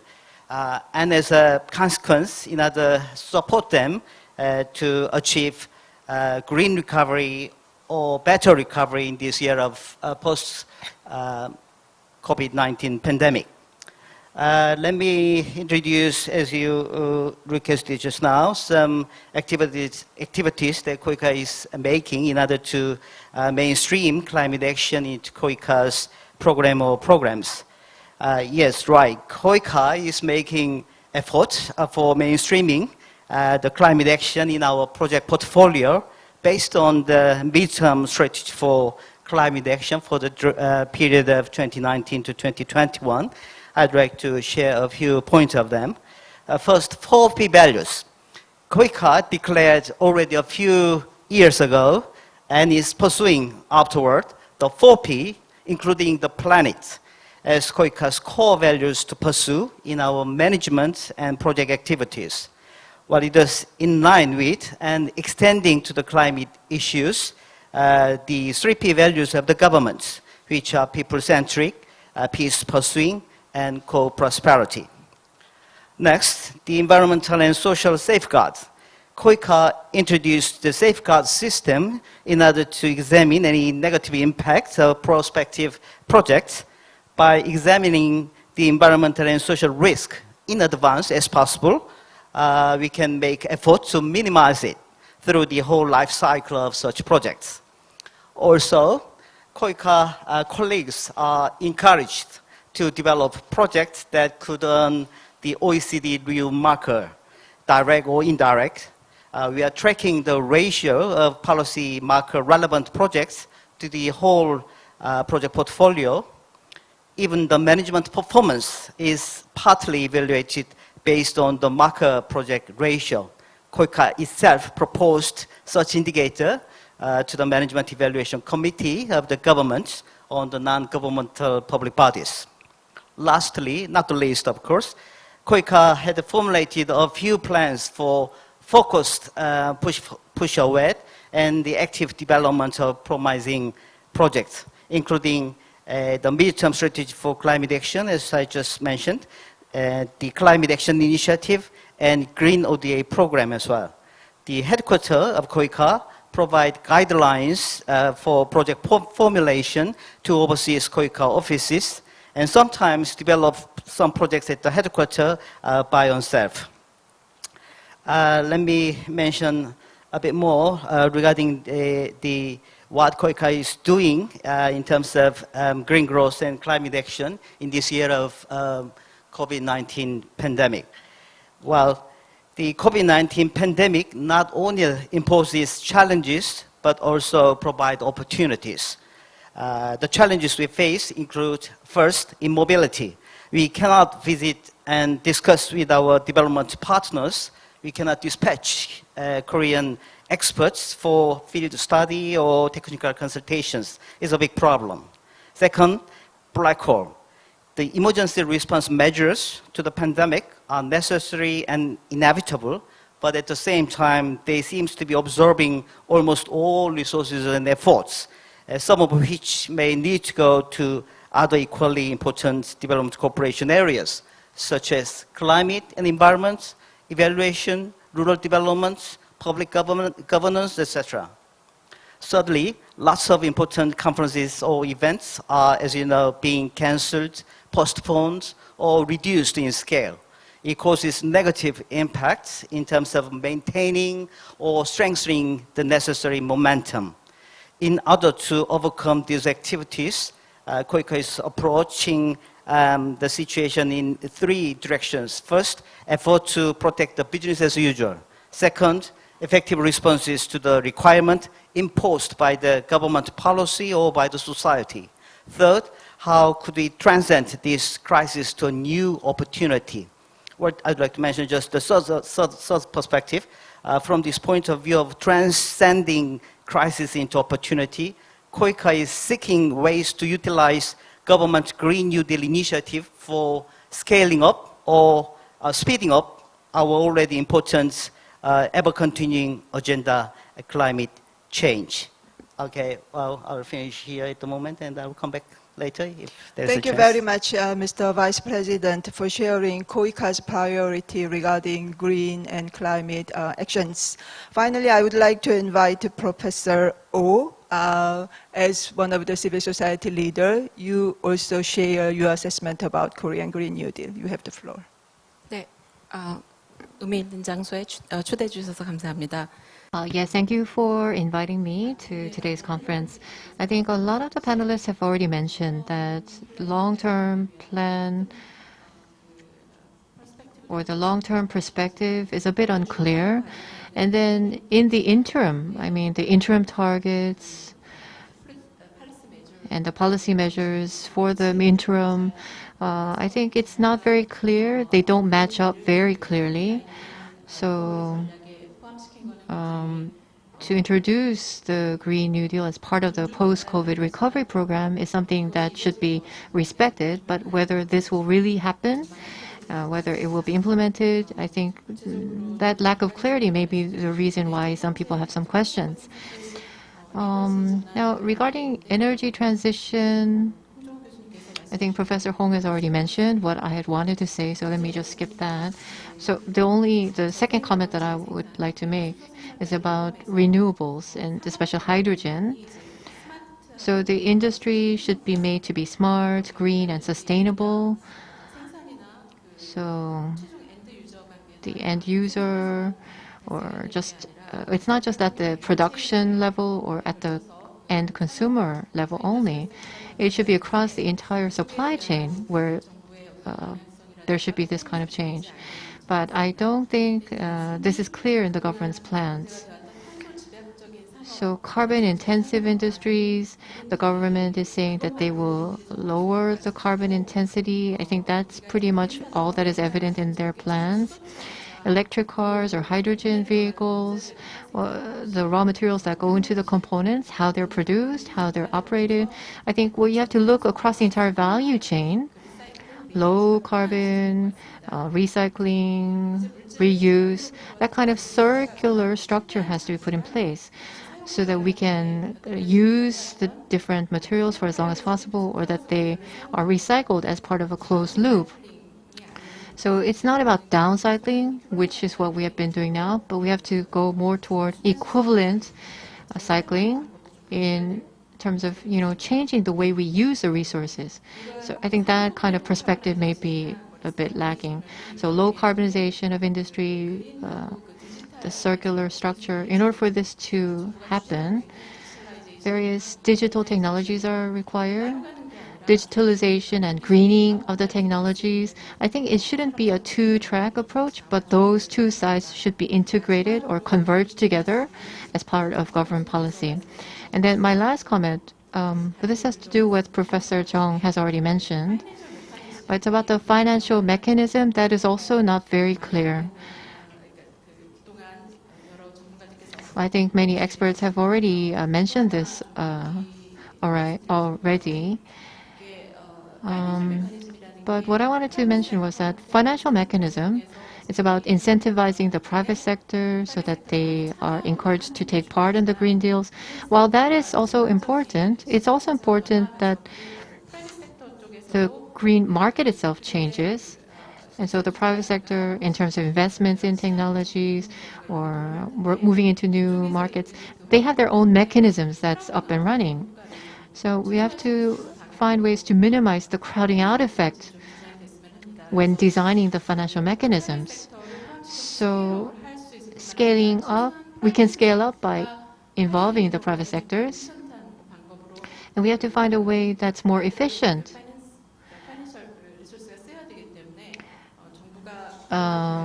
Compared to when the private sector is doing it just on their own. So fiscal planning is always based on tax revenue and taxation policies. So not only the development of the financial mechanism, but more consideration toward how to make more efficient use of those financial resources, I think is required. focusing on value chain, private sector's motivation, and finance mechanism. So we completed the first round of panel discussion. Due to the time limit, I don't think we have time to go to the second round. However, one thing I noticed from panel's discussion is we have very good plan. I mean, Korea has very timely and ambitious plan for Green New Deal. However, the key is implementation. How to ensure effective implementation of this deal to make a great success. Therefore, I would like to briefly invite Ambassador of Denmark to share what lessons actually Denmark learned in the process of implementation. If you have any advice to Korea, how to effectively implement this Green New Deal. You have maybe 2 minutes. Thank you. I shall try and be brief. Yes, we have learned a lot of lessons because it has taken us a long time, 25 years, to get from 5% to 70% of renewable energy in our electricity. Part of it has been incentives, right framework conditions for industry. Last year, our Prime Minister, newly elected, gave the target of 70% reduction of CO2 emission by 2030. Just imagine 70%. That's what everybody it's nearly impossible. Industry did not complain. Now, why did they not do that? Because they have seen in the past that whenever we step forward on renewable energy, creating new industry, creating new jobs, it's an opportunity. So they followed her, and our Prime Minister set up 13 partnerships with the biggest CEOs of sectors. You imagine like shipping, heavy industry, energy production, agriculture, transport, and so on. They have all come up with ideas and recommendations.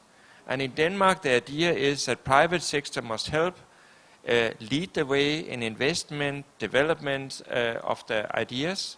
Government and politicians must provide the optimal framework conditions.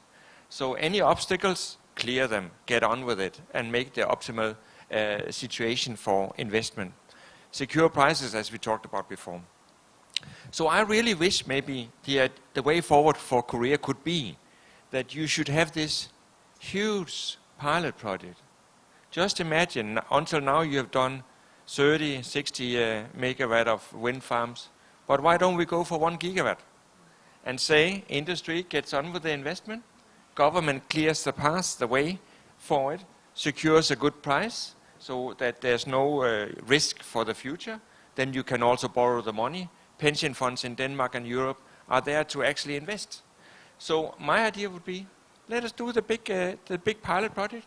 Let us show that it can be done. Once you have done one of them, the rest will come. And they will come fast. And you have developed a new industry in Korea. That would be my advice. Thank you very much. Thank you very much, Mr. Ambassador. Finally, I would like to invite Ambassador Yu, because a lot of panel members, they mentioned that P4G Summit in 2021 will be a good opportunity to demonstrate Korea's leadership in green transformation. Therefore, what is Korea's strategy or ambition regarding the linkage among Green New Deal, P4G Summit, and also the COP26 in Glasgow? You have 1 minute. As time is running out, my short answer to your question, the linkage of the Green New Deal, the P4G Summit, and COP26 is yes. So, in the sense that the purpose of P4G is to address climate change and achieve the sustainable development goals, leading to the eventual establishing the sustainable business model. It is indeed that green recovery will main theme for the next P4G Summit, and we will prepare for the next P4G Summit to be a stepping stone for a successful COP26.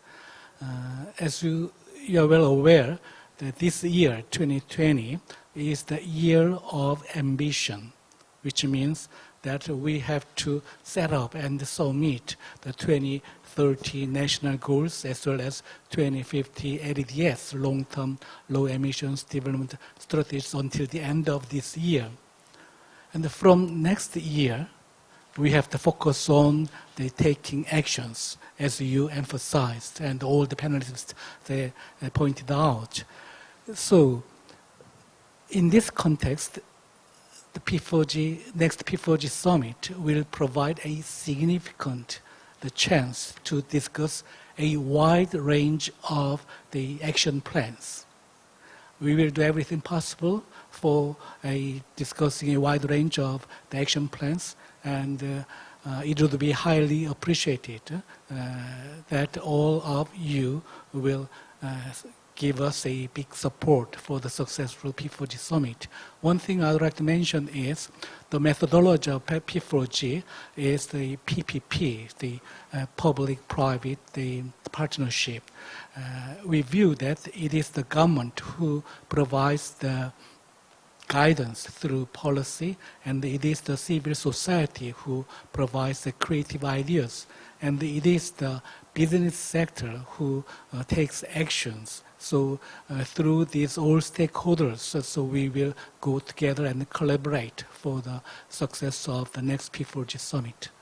Thank you so much. Thank you very much, Ambassador Yu. So, distinguished speakers and panel members, we had a very fruitful discussion about the assessment of Korean Green New Deal and works to be done to accelerate green transformation in this country. I'm sure that today's discussion is a very useful asset to implement a Green New Deal in this country, and also to make Korea play a leading role in this area.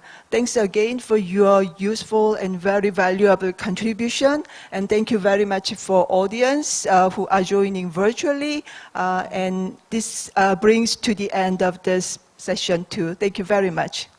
Thank you very much, Moderator Kim Hyo-eun, Ambassador Kim Hyo-eun, for the fantastic job as a moderator.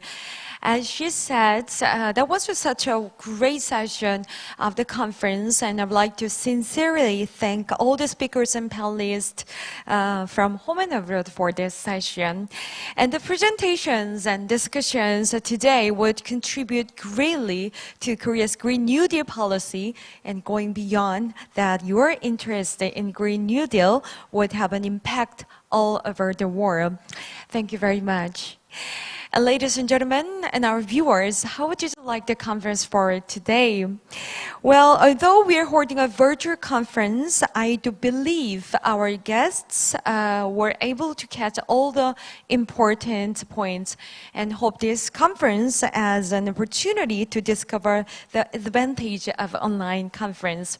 Thank you very much. This is end of the International Conference on the Green New Deal, and I wish you all of the good health and happiness. Hope to see you in person. Thank you very much.